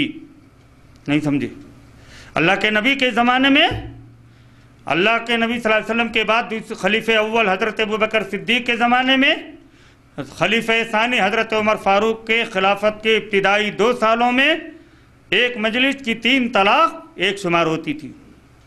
حضرت عمر فاروق رضی اللہ تعالیٰ عنہ نے سیاسی مصلحت کے تحت جب لوگ کثرت سے طلاق دینے لگے تو آپ نے 3 کو 3 نافذ کر دیا تھا۔ یہ بھی یاد رکھیے، سیاست اگر یہ کوئی شرعی مسئلہ ہوتا تو حضرت عمر فاروق رضی اللہ تعالیٰ عنہ کو پچھتانے کی کیا ضرورت تھی؟ پچھتاتے جی، کہتے ہیں کہ مجھے جتنا پچھتاوا ایک مجلس کی 3 طلاق کے 3 نافذ پر ہوا ہے اتنا پچھتاوا کسی اور پر نہیں ہوا۔ گویا یہ پچھتانا ہی یہ بتلا رہا ہے کہ حضرت عمر فاروق نے کسی شرعی اعتبار سے، شرعی نقطہ نظر سے یہ حکم نافذ نہیں کیا تھا، بلکہ سیاسی مصلحت کے تحت تاکہ لوگوں میں کمی آ جائے، لیکن اس کے باوجود لوگوں کی وہی کیفیت رہی۔ اب آئیے، اللہ کے نبی صلی اللہ علیہ وسلم کے زمانے میں ایسا کوئی واقعہ پیش آیا کیا؟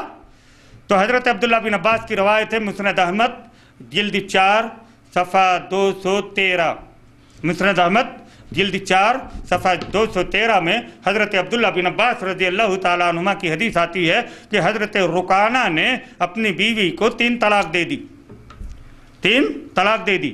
3 طلاق دینے کے بعد فَحَزِنَ عَلَيَّ حُزْنًا شَدِيدًا، طلاق دینا تو دے دیا لیکن بہت غمگین ہوئی، پریشان ہو گئے، کیا کرنا۔ اللہ کے نبی صلی اللہ علیہ وسلم کے پاس آئے، آپ نے ان سے پوچھا تم نے طلاق کیسے دی؟ کہا 3۔ کہا ایک ہی مجلس میں؟ انہوں نے کہا ہاں۔ قال، تو اللہ کے نبی نے فرمایا فَيَّ وَاحِدَةٌ، یہ ایک ہوئی۔ یہ کون کہہ رہا ہے؟ جس نبی کا ہم کلمہ پڑھ رہے ہیں وہ کہہ رہے ہیں یہ ایک ہوئی، اگر تم چاہو تو رجوع کر لو۔ حضرت عبداللہ بن عباس کہتے ہیں حضرت رکانہ نے اپنی بیوی سے رجوع کر لی۔ گویا قرآن کی آیت، مسلم کی اور مسند احمد کی یہ 2 حدیثیں یہ بتلا رہی ہیں کہ 3 طلاق کو 3 کہہ دینے کے بعد قرآن کا جو منشا ہے وہ منشا فوت ہو جاتا۔ قرآن کیا چاہتا؟ بھئی آپ نے غصے میں آ کے طلاق دے دی، اب اگر ہم 3 کو 3 نافذ کر دیں گے تو آپ کو سوچنے کا موقع ملا؟ نہیں ملا۔ سوچنے کے لیے تو موقع دیا جانا چاہیے، نہیں دینا چاہیے۔ 3 کو 3 آپ نے نافذ کر دیا، اور 3 کو 3 نافذ کرنے کے بعد آپ نے نہ بیوی کو معافی مانگنے کا موقع دیا نہ شوہر کو سوچنے کا موقع دیا۔ کیا فتویٰ دے دیا؟ اب بیوی حرام ہو گئی، اب حلالہ کرانا، تو حلالے کی بات بعد میں لاؤں گا۔ تو قرآن کا منشا کیا ہے؟ معاشرتی مسائل کو سلجھانے کا ایک بہترین ذریعہ یہ رہا کہ آدمی کو سوچنے کا موقع دیا جائے۔ اب آپ دیکھ لیجئے، آپ کے 4 بیٹے، 2 یا 2 بچے، آج مسلمانوں میں ہیں ہم 2، ہمارے 2 ہی بچے ہیں۔ اب 2 بچے کے بعد بیوی کو طلاق دے دیا، 2 بچوں کی زندگی اجیرن ہو گئی نہیں ہو گئی؟ ہاں، پہلی بات تو آپ کی شادی ہونا مشکل ہے، دولے کی بیماری یہاں بہت ہے، اور اگر ہو بھی گئی تو آنے والی آپ کے بچوں کی پرورش کرے گی؟ بولیے۔ عبدالحلیم شرر نے ادبیات کی کتاب ہے سوتیلی ماں، ایک کتاب لکھی ہے۔ میں اپنی بات بتاتا ہوں کہ میں کبھی اس مضمون کو مکمل نہیں پڑھ سکا، نہیں سمجھے۔ سوتیلی ماں کتاب لکھی ہے انہوں نے، اس کتاب کے مضمون کو میں کبھی مکمل پڑھ ہی نہیں سکا۔ کیوں؟ یعنی ایسی درد بھری کہانی رکھی ہے، یعنی آنے والی آپ کے بچوں کی زندگی کو اور اجیرن کر کے رکھ دے گی، تو آپ کی بھی زندگی پریشان، آپ کے بچوں کی زندگی اجیرن، ادھر بیوی کی زندگی کی کیفیت کیا ہوگی اس کو معلوم۔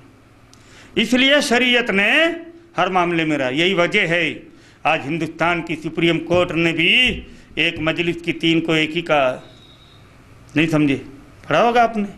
اور آگے چلیے، سعید احمد قرار آبادی، عبدالحلیم قاسمی جامعہ حنفیہ گلبرگہ، اور جو ہے پاکستان کے ایک ہیں شاہ کرم علی کرم ازہری، اور اس طریقے سے علماء جدید کے دور جدید کے بڑے بڑے علماء احناف اس بات کے قائل ہیں کہ ایک مجلس کی 3 طلاق کو ایک ہی قرار دینا یہی معاشرتی اعتبار سے زیادہ صحیح ہے۔ جو لوگ تفصیل دیکھنا چاہتے ہیں وہ ایک مجلس کی 3 طلاق، ایک مجلس کی 3 طلاق کی کتاب ہے آپ کو وہاں مل جائے گی جو ہے یحییٰ صدیقی صاحب کے پاس، جس میں تمام علماء احناف، علماء اہل حدیث اور علماء بریلویہ کی ایک میٹنگ ہوئی تھی، ایک سیمینار ہوا تھا، اس میں سب نے اپنے اپنے مقالے پیش کیے تھے، ان مقالوں کو اکٹھا ایک کتابی شکل دے دی گئی ہے، آپ ان کو دیکھیں گے تو آج ان کے بڑے بڑوں کو بھی اعتراف ہے ایک مجلس کی 3 کو 3 قرار دینا صحیح نہیں ہے، ایک ہی صحیح ہے، اور یہی قرآن کا منشا اور مقصد ہے، حدیث سے بھی یہی بات واضح ہے۔ اب آج چونکہ جو ہے لوگ فتویٰ فوراً دے دیتے، اب دلیل کیا دیتے؟ ہمارے اماموں نے 3 قرار دیا۔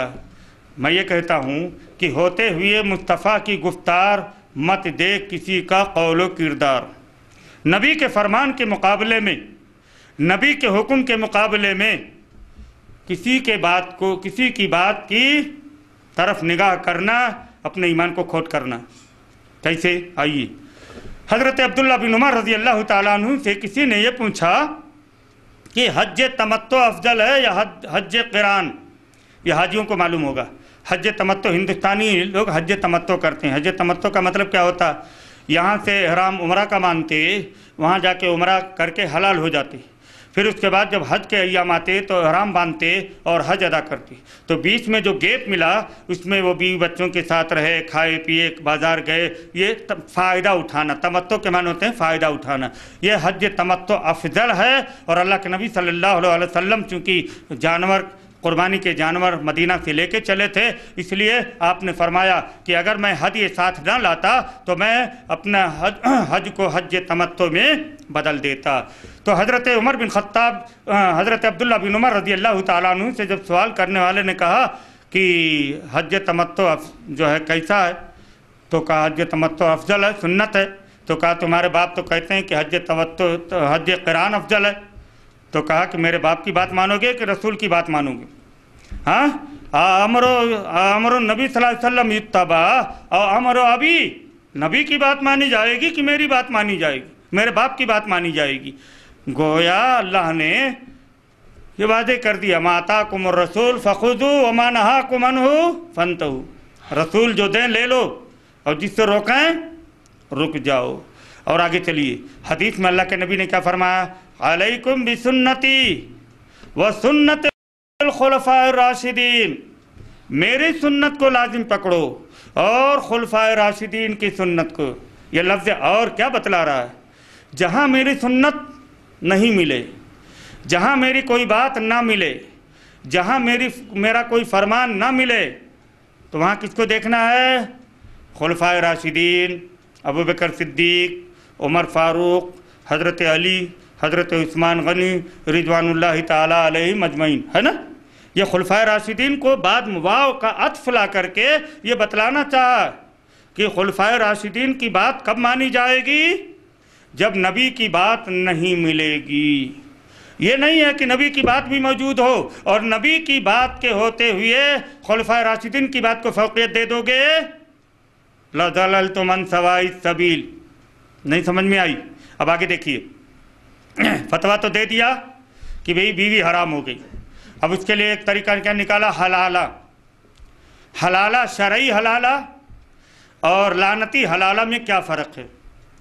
شرعی حلالہ آیت نمبر 230، فَإِن طَلَّقَا فَلَا تَحِلُّ لَهَا حَتَّى فَإِن طَلَّقَا فَلَا تَحِلُّ لَهُ حَتَّى تَنْكِحَ زَوْجًا غَيْرَهُ، اچھا اگر وہ اس کو طلاق دے دے تو وہ اپنے شوہر کے لیے حلال نہیں ہوگی جب تک کہ وہ اس کے غیر سے شادی نہ کر لے۔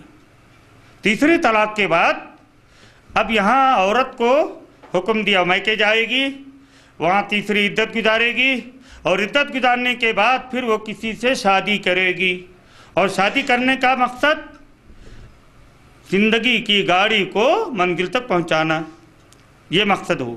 اب اس کے بعد پھر وہاں انبن ہو گئی، دوسرے شوہر نے بھی سے نباہ نہیں ہو سکا، اب وہ طلاق دیتا ہے اپنی مرضی سے، تو پھر طلاق دینے کے بعد یہ عدت گزارے گی، عدت گزارنے کے بعد پھر پہلا شوہر اگر چاہے تو اپنی بیوی کے ساتھ نکاح جدید دوسری بار نکاح کر کے بیوی بنا سکتا ہے۔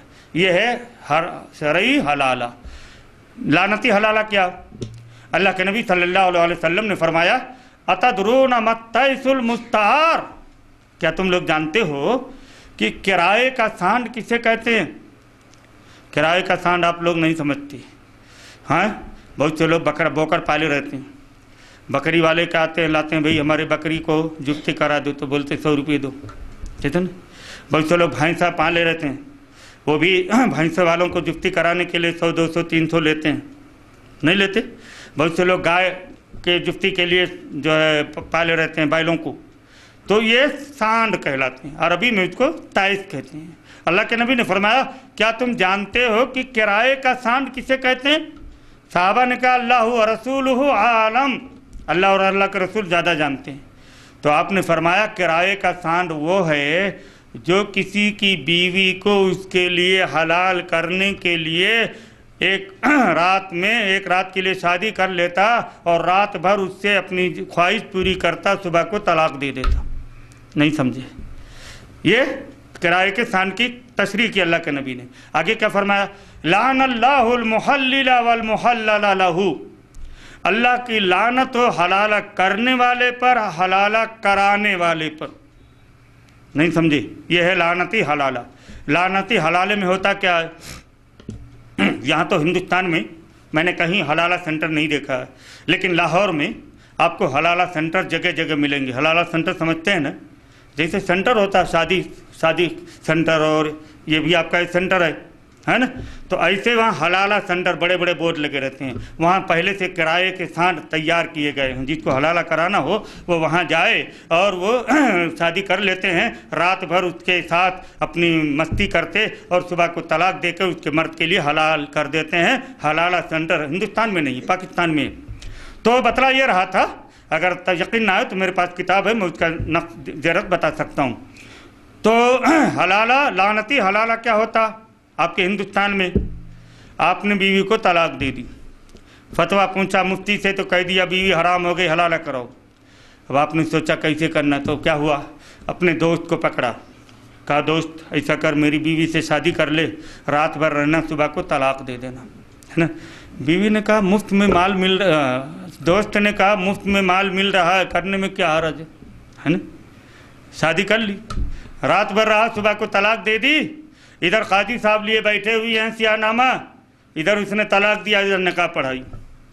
आप पहले ये गौर कीजिए कि ये लानती फेल है क्यों?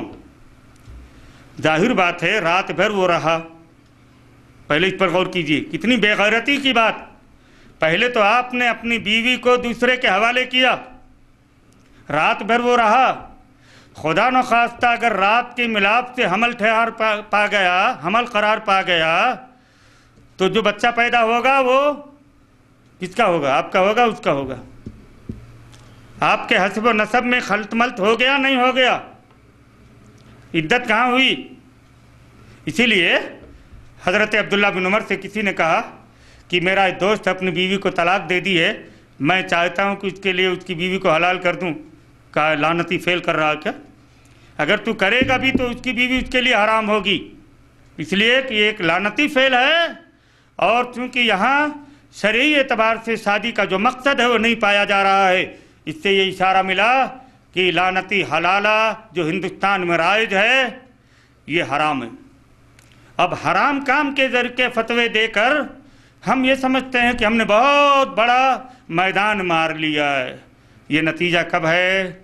जब किताब व सुन्नत से आप बगावत करेंगे।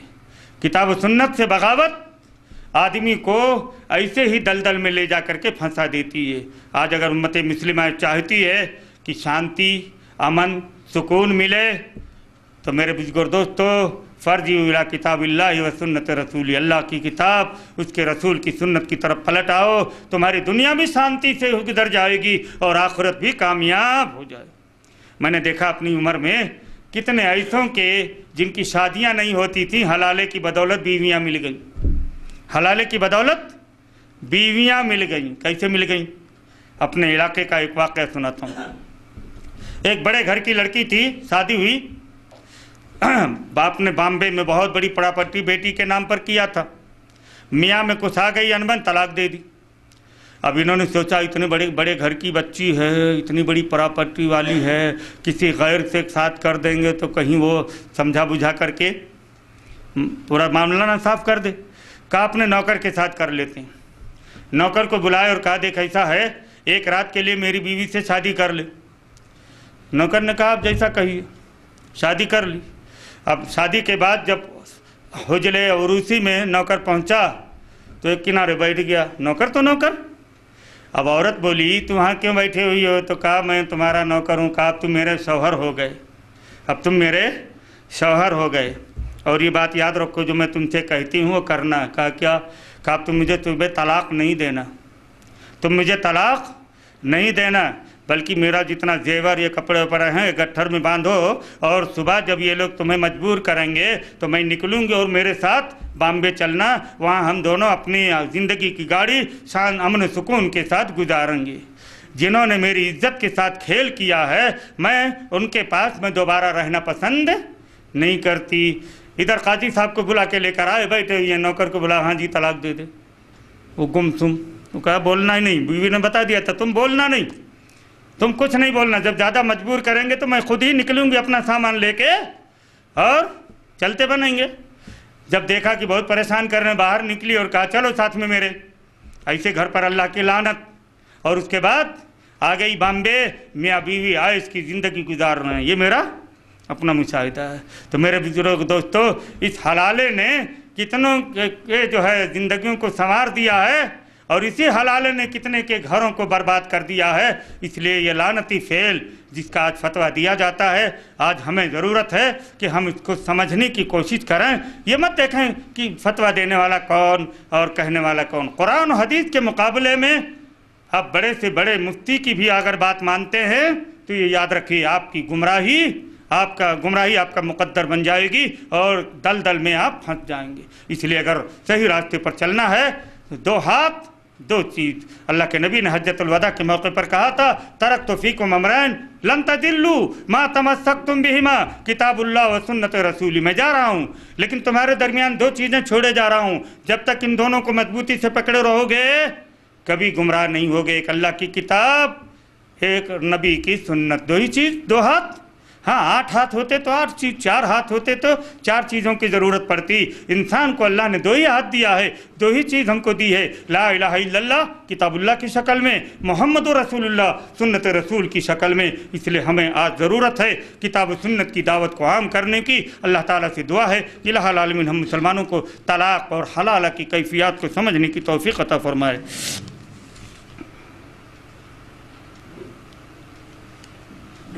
دوسرا سوال ہے تہجد کی نماز کی فضیلت۔ تہجد کی نماز یہ امت کے لیے سنت نفل ہے، اللہ کے نبی پر فرض تھا، امت محمدیہ کے لیے بھی وقت ہے۔ 2-4 سوالات اور ہم سنتے چلیے۔ نبی کے لیے، اللہ کے نبی پر فرض تھا، امت محمدیہ کے لیے یہ نفل نماز کا درجہ رکھتی ہے اور اس کی بڑی اہمیت ہے، اس لیے کہ اللہ کے نبی نے فرمایا مسلم شریف کی حدیث میں کہ جب تہائی رات باقی رہتی ہے تو اللہ تبارک و تعالیٰ آسمان دنیا پر نزول فرماتا ہے اور ایک منادی اعلان کرتا ہے کوئی ضرورت مند جو اپنی ضرورت کے لیے سوال کرے، مانگے، اور ہے کوئی مصیبت زدہ جس کی مصیبت کو دور کی جائے، ہے کوئی پریشان حال جس کی پریشانی کو دور کیا جائے، یہ صبح صادق تک ہوتی ہے۔ اسی لیے علامہ اقبال کو یہ کہنا پڑا تھا کچھ ہاتھ نہیں آتا بے آہ و سحر گاہی۔ اگر آپ کو کچھ حاصل کرنا ہے تو سحر گاہی یعنی تہجد کی نماز کی عادت ڈالیے، انشاءاللہ آپ کی زندگی میں نہ صرف انقلاب آئے گا بلکہ آپ کی زندگی بھی سدھر جائے گی۔ یہ ہے مختصر فضیلت تہجد کی نماز کی۔ اس کے بعد کیا ٹیک لگا کر قرآن شریف پڑھ سکتے ہیں؟ بالکل پڑھ سکتے ہیں۔ قرآن کھڑے ہو کر جب پڑھ سکتے تو بیٹھ کے بھی پڑھ سکتے، ٹیک لگا کے بھی پڑھ سکتے، نہیں ہوا تو لیٹ کے بھی پڑھ سکتے۔ قرآن کے پڑھنے کی کوئی کیفیت نہیں آپ کو بتلایا، آپ جس کیفیت کے ساتھ قرآن پڑھنا چاہیں پہلے دیکھ لیجئے۔ نماز کے پڑھنے کی 4 کیفیتیں اللہ کے نبی نے بتلا دی ہیں۔ جب ان 4 کیفیتوں کے ساتھ آپ نماز پڑھ سکتے ہیں تو قرآن بدرجہ اولا پڑھ سکتے ہیں۔ اللہ کے نبی نے کیا فرمایا؟ صلی قائمن، صلی قائمن فإن لم تستطع فجالسا وإلا فعلى جنب وإلا فأومی۔ صحیح مسلم کی حدیث۔ حضرت عبداللہ بن عباس رضی اللہ تعالیٰ عنہ اس حدیث کے راوی بیان کرتے ہیں اللہ کے نبی نے فرمایا کھڑے ہو کر نماز پڑھو، फ़इल्लम तस्तती फ़क़ाइदन, अगर खड़े होकर नमाज नहीं पढ़ सकते तो बैठ के पढ़ो, बैठ के नमाज नहीं पढ़ सकते तो दाहिने करवट लेट के नमाज पढ़ो, दाहिने करवट भी नहीं ले सकते तो चित लेट करके और इशारे से नमाज पढ़ो। गोया जब 4 कैफियत के साथ नमाज की इजाज़त है तो कुरान तो चलते फिरते आप बिला झिझक पढ़ सकते हैं, उसके लिए कोई कैफियत या कोई और कैफियत नहीं है। दज्जाल के फितने से बचने के लिए क्या करनी चाहिए? अल्लाह के नबी ने फरमाया कि जो जुमा के दिन सूरह कहफ की तिलावत करता रहे तो अल्लाह तबारक व तआला उसको दज्जाल के फितनों से महफूज रखेंगे। दूसरी हदीस में जो सूरह कहफ की इब्तिदाई 10 आयतों को याद कर ले तो वो दज्जाल के फितने से महफूज कर लिया जाएगा। इसलिए हम और अल्लाह के नबी हर नमाज के आखिर में अल्लाहुम्मा इन्नी औज़ु बिका मिन फितनतिल मसीहिद दज्जाल व औज़ु बिका मिन फितनतिल महया व फितनतिल ममात व औज़ु बिका मिनल मासिम वल मग़रम। हर नमाज के सलाम फेरने से पहले दुआए मासूरा के बाद दरूद शरीफ, अत्तहियात, दरूद शरीफ, दुआ मासूरा और दुआ मासूरा के बाद आप ये दुआ अक्सर पढ़ा करते थे, हम भी पढ़ते रहें। इंशाअल्लाह हमें भी अल्लाह तबारक तआला दज्जाल से महफूज रखेगा। उसके बाद एक मोमिन को क़यामत के आने पर क्या करना चाहिए? एक मोमिन को क़यामत पर जो है यकीन रखना चाहिए कि क़यामत आएगी और ज़िंदगी के अमाल का हिसाब किताब देना होगा। इसके लिए आदमी को हम वक्त तैयार रहना चाहिए, इसलिए कि बुलावे की घड़ी कब आ जाए कोई कहा नहीं जा सकता। इसलिए जहाँ तक हो सके नेकी के काम में सबकत करना, बुराई से बचाते रहना और शाम के वक्त जब बिस्तर पर लेटने की बारी आए तो अपने दिन भर के अमाल का मुहासबा करके जायज़ा लेना कि आज हमने गुनाह का काम कितना किया है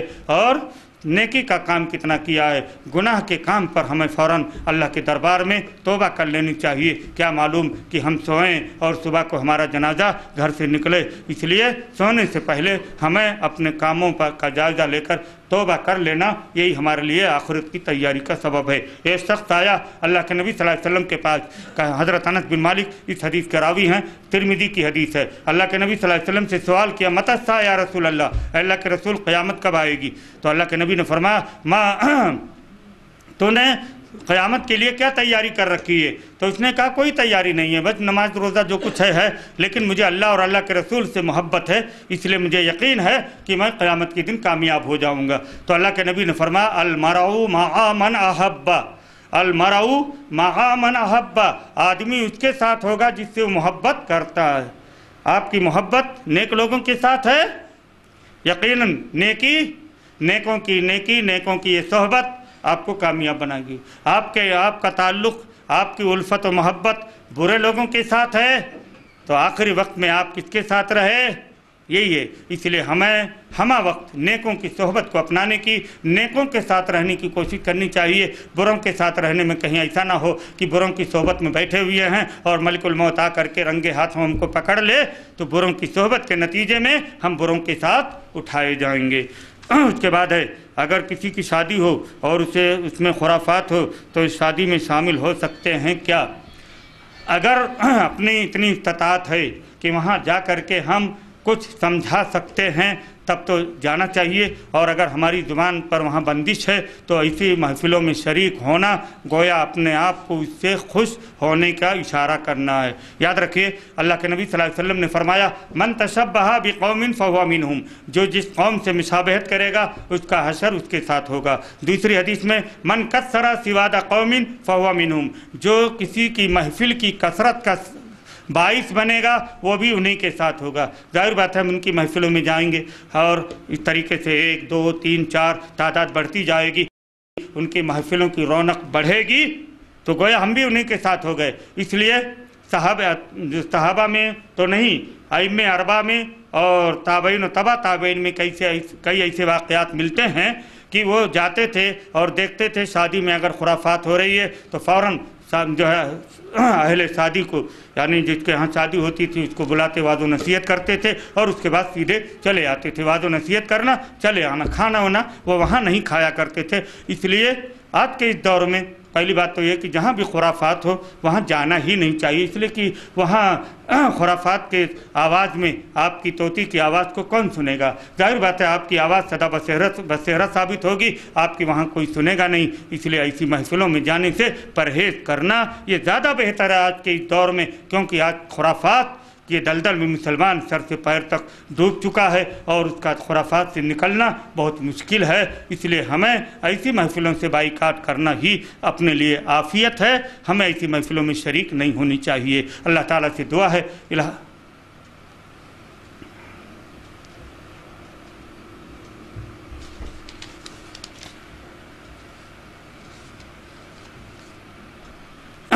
یہ آخری سوال کیا ہے، مردوں کو اہل کتاب سے شادی کرنے کی کیوں اجازت ہے، عورتوں کو کیوں نہیں؟ پہلی بات تو یہ ہے کہ مرد کو 4 کی اجازت ہے، عورت کو 1 ہی ہے نا۔ اب یہاں پہ آپ دیکھ لیجئے کہ مرد کو 4 کی اجازت کیوں ہے، عورت کو 1 ہی کی اجازت کیوں؟ اس کا مفہوم آسان حساب دیکھیے، مرد 1 عورت 4، مرد 4 عورتوں کے ساتھ 4 مرتبہ جو ہے وقت میں اپنی خواہش پوری کرے گا تو گویا مرد کی منی کے لیے 1 ہی تھیلی ہوگی، نہیں سمجھے؟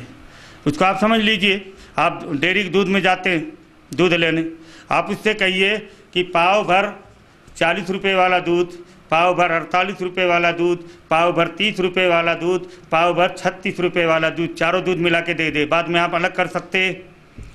بولیے، یہی کیفیت ہے یہاں، ایک ہی مرد، عورت کو 1 ہی مرد رکھنے کا حکم اس لیے ہے کہ اس کے رحم کی تھیلی میں جب مختلف مردوں کی منی کا اجتماع ہوگا تو نسب خلط ملط ہو جائے گا، ہر ایک کہے گا یہ میرا بچہ ہے، ہر ایک کہے گا میرا بچہ، عورت کس کو کہے گی؟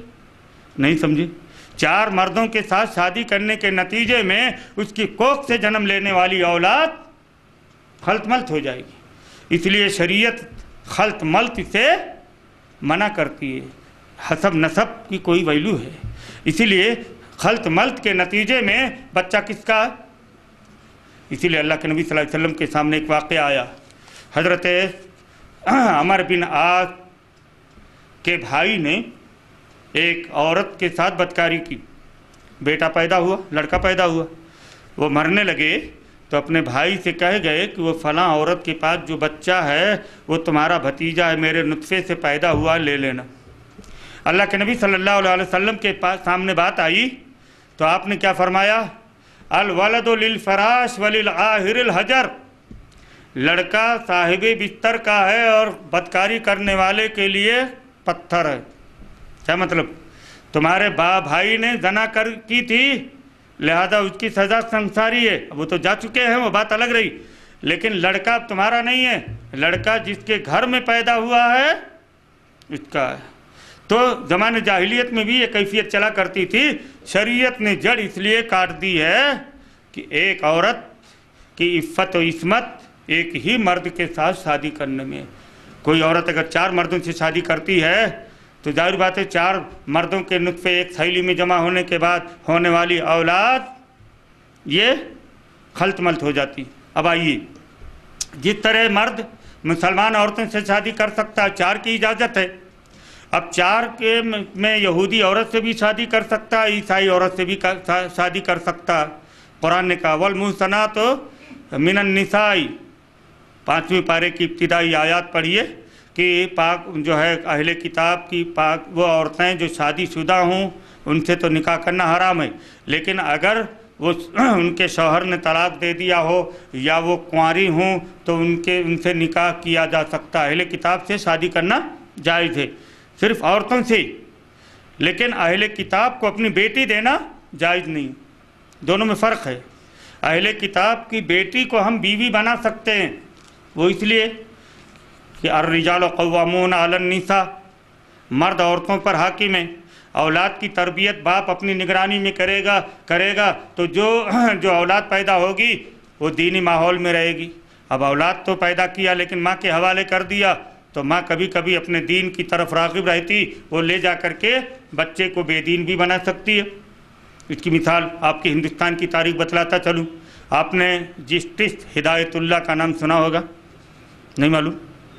صدر جمہوریہ بھی رہ چکے، انہوں نے شادی کی تھی غیر مسلم عورت سے. کس سے؟ غیر مسلم. جب مرے تو ان کی عورت نے، ان کے خاندان کے لوگوں نے کہا ہم ان کو دفنائیں گے. عورت نے کہا نہیں، لاش میری ہے. عورت نے کیا کیا؟ الیکٹرک ہیٹر میں رکھا، 2 منٹ کے بعد راکھ نکلا، لے جا کے پہنچا دیا. گویا اہل کتاب سے شادی کی اجازت تو ہے، لیکن حضرت عمر فاروق رضی اللہ تعالیٰ عنہ نے اپنے دور خلافت میں اہل کتاب سے کی عورتوں سے شادی کرنے سے منع اس لیے کر دیا تھا کہ اگر تم ان کی عورتوں سے شادی کرتے رہو گے تو تمہاری لڑکیوں کا کیا ہوگا؟ ایک بات. دوسرا یہ کہ ان کی عورتوں سے شادی کرنے کے بعد ان کی کوکھ سے جو عورت بچے جنم لیں گے وہ اپنے ماں کے طریقے پر رہ کر کے اگر کہیں بے دین ہو گئے تو تمہاری آخرت برباد ہو جائے گی. اس لیے اجازت مرد کو دی ہے کہ مرد عورت سے شادی کرتا بھی ہے، کل کو جو ہے اپنے حالات کے اعتبار سے اپنے کنٹرول میں رکھ بھی سکتا، نہیں تو پھر جو ہے اس کو طلاق بھی دے سکتا. عورت اگر کسی عیسائی اہل کتاب سے شادی کرتی ہے تو ظاہر بات ہے اسے اپنے مرد کے شوہر کی اتباع و پیروی میں شوہر کی بات ماننی پڑے گی. شوہر کی بات نہیں مانتی تو طلاق ہو جاتی. طلاق ہونے کے بعد اس کی زندگی اجیرن ہو جاتی. اس لیے کسی عورت کو اجازت نہیں دی ہے اللہ نے کہ وہ کسی اہل کتاب سے یا کسی غیر مسلم مردوں سے شادی کرے، اس لیے کہ عقیدے کا بڑا معاملہ ہوتا ہے. لڑکی آپ کے گھر آئے گی، آپ اپنا کنٹرول رکھتے ہوئے اپنے عقیدے پر اپنی بیوی کو لا سکتے ہیں، لیکن آپ کی بیٹی اگر کسی کے ہاں جائے، اس کا مشاہدہ آپ دیکھ لیجئے. اگر آپ نے کسی بدعتی قبر پرست کے ہاں اپنی بیٹی دی ہوگی تو آپ دیکھ لیجئے کہ آپ کی بیٹی بھی ان کے ساتھ میں جاتی ہوگی خلد آباد اور جہاں کہاں جرگاہوں پر چکر لگاتی ہوگی. آپ بول پاتے نہیں. گویا آپ نے اپنے بچی کو پالا لیکن عقیدے کی بنیاد پر آپ نے اپنے بچی کو گمراہی کے دلدل میں پھنسا دیا. کل کو یہ بچی آپ کے خلاف استغاثہ کرے گی رب کے دربار میں کہ اللہ انہوں نے جان بوجھ کر کے توحید پرست تھے، توحید پرستی کی تعلیم مجھے دی تھی، لیکن میری شادی ایک قبر پرست اور بدعتی کے گھر میں کر دی، میں کیا کروں؟ میری کیا غلطی ہے؟ اللہ پہلے ان کو سزا دو، آپ کی نجات ہوگی. اس لیے لڑکی اور لڑکے کے انتخاب میں دولت مت دیکھیے. انتخاب کے وقت اس بات کا خاص خیال رکھیے کہ لڑکا دیندار گھرانے کا ہے. عقیدے پر زیادہ توجہ دینے کی بڑی سخت ضرورت ہے آج کے اس دور میں، اس لیے کہ عقیدے کی خرابی ہماری ساری نیکیوں کو. آپ نے ایک ارب پتی کو بچے کو دے دیا، پکا پجاری، پکا پیاؤ، پکا بگڑا ہوا ہے. آپ کی بچی کو بگاڑے گا؟ نہیں بگاڑے گا، بگاڑے گا. اب آگے آؤ بتائیے، وہ ارب پتی ہے، 1 ارب روپیہ ہر سال صدقات و خیرات کرتا ہے. شرک کے نتیجے میں اس کے خرچ کیے گئے اعمال کا کوئی ثواب ملے گا؟ 18 نبیوں کا ذکر کیا اللہ نے قرآن میں. کتنے نبیوں کا؟ 18 نبیوں کا. اور 18 نبیوں کا ذکر کرنے کے بعد فرمایا لئن اشرکوا، اگر یہ شرک کرتے. نبی شرک نہیں کرتا، لیکن اگر نبی ہونے کے بعد کہیں شرک کا ارتکاب ان سے ہو جاتا تو ان کی جتنی نیکیاں تھیں سب اکار تو برباد ہو جاتی. اس لیے میرے بزرگ دوستو، ہمیں دولت پر، رنگ روپ پر نہیں جانا ہے. غریب ہے، کمزور ہے، لیکن دیندار ہے. اگر ہم نے اس کے ساتھ شادی کر دی تو ہماری بچی کی دنیا بھی سنور گئی اور انشاءاللہ آخرت بھی سنور جائے گی. اللہ تعالیٰ سے دعا ہے الہ العالمین ہم مسلمانوں کو شادی کے معاملے میں دینداری کو فوقیت دینے کی توفیق عطا فرمائے. آمین ثم آمین. وآخر دعوانا ان الحمدللہ رب العالمین. سبحانک اللہم و بحمدک اشہد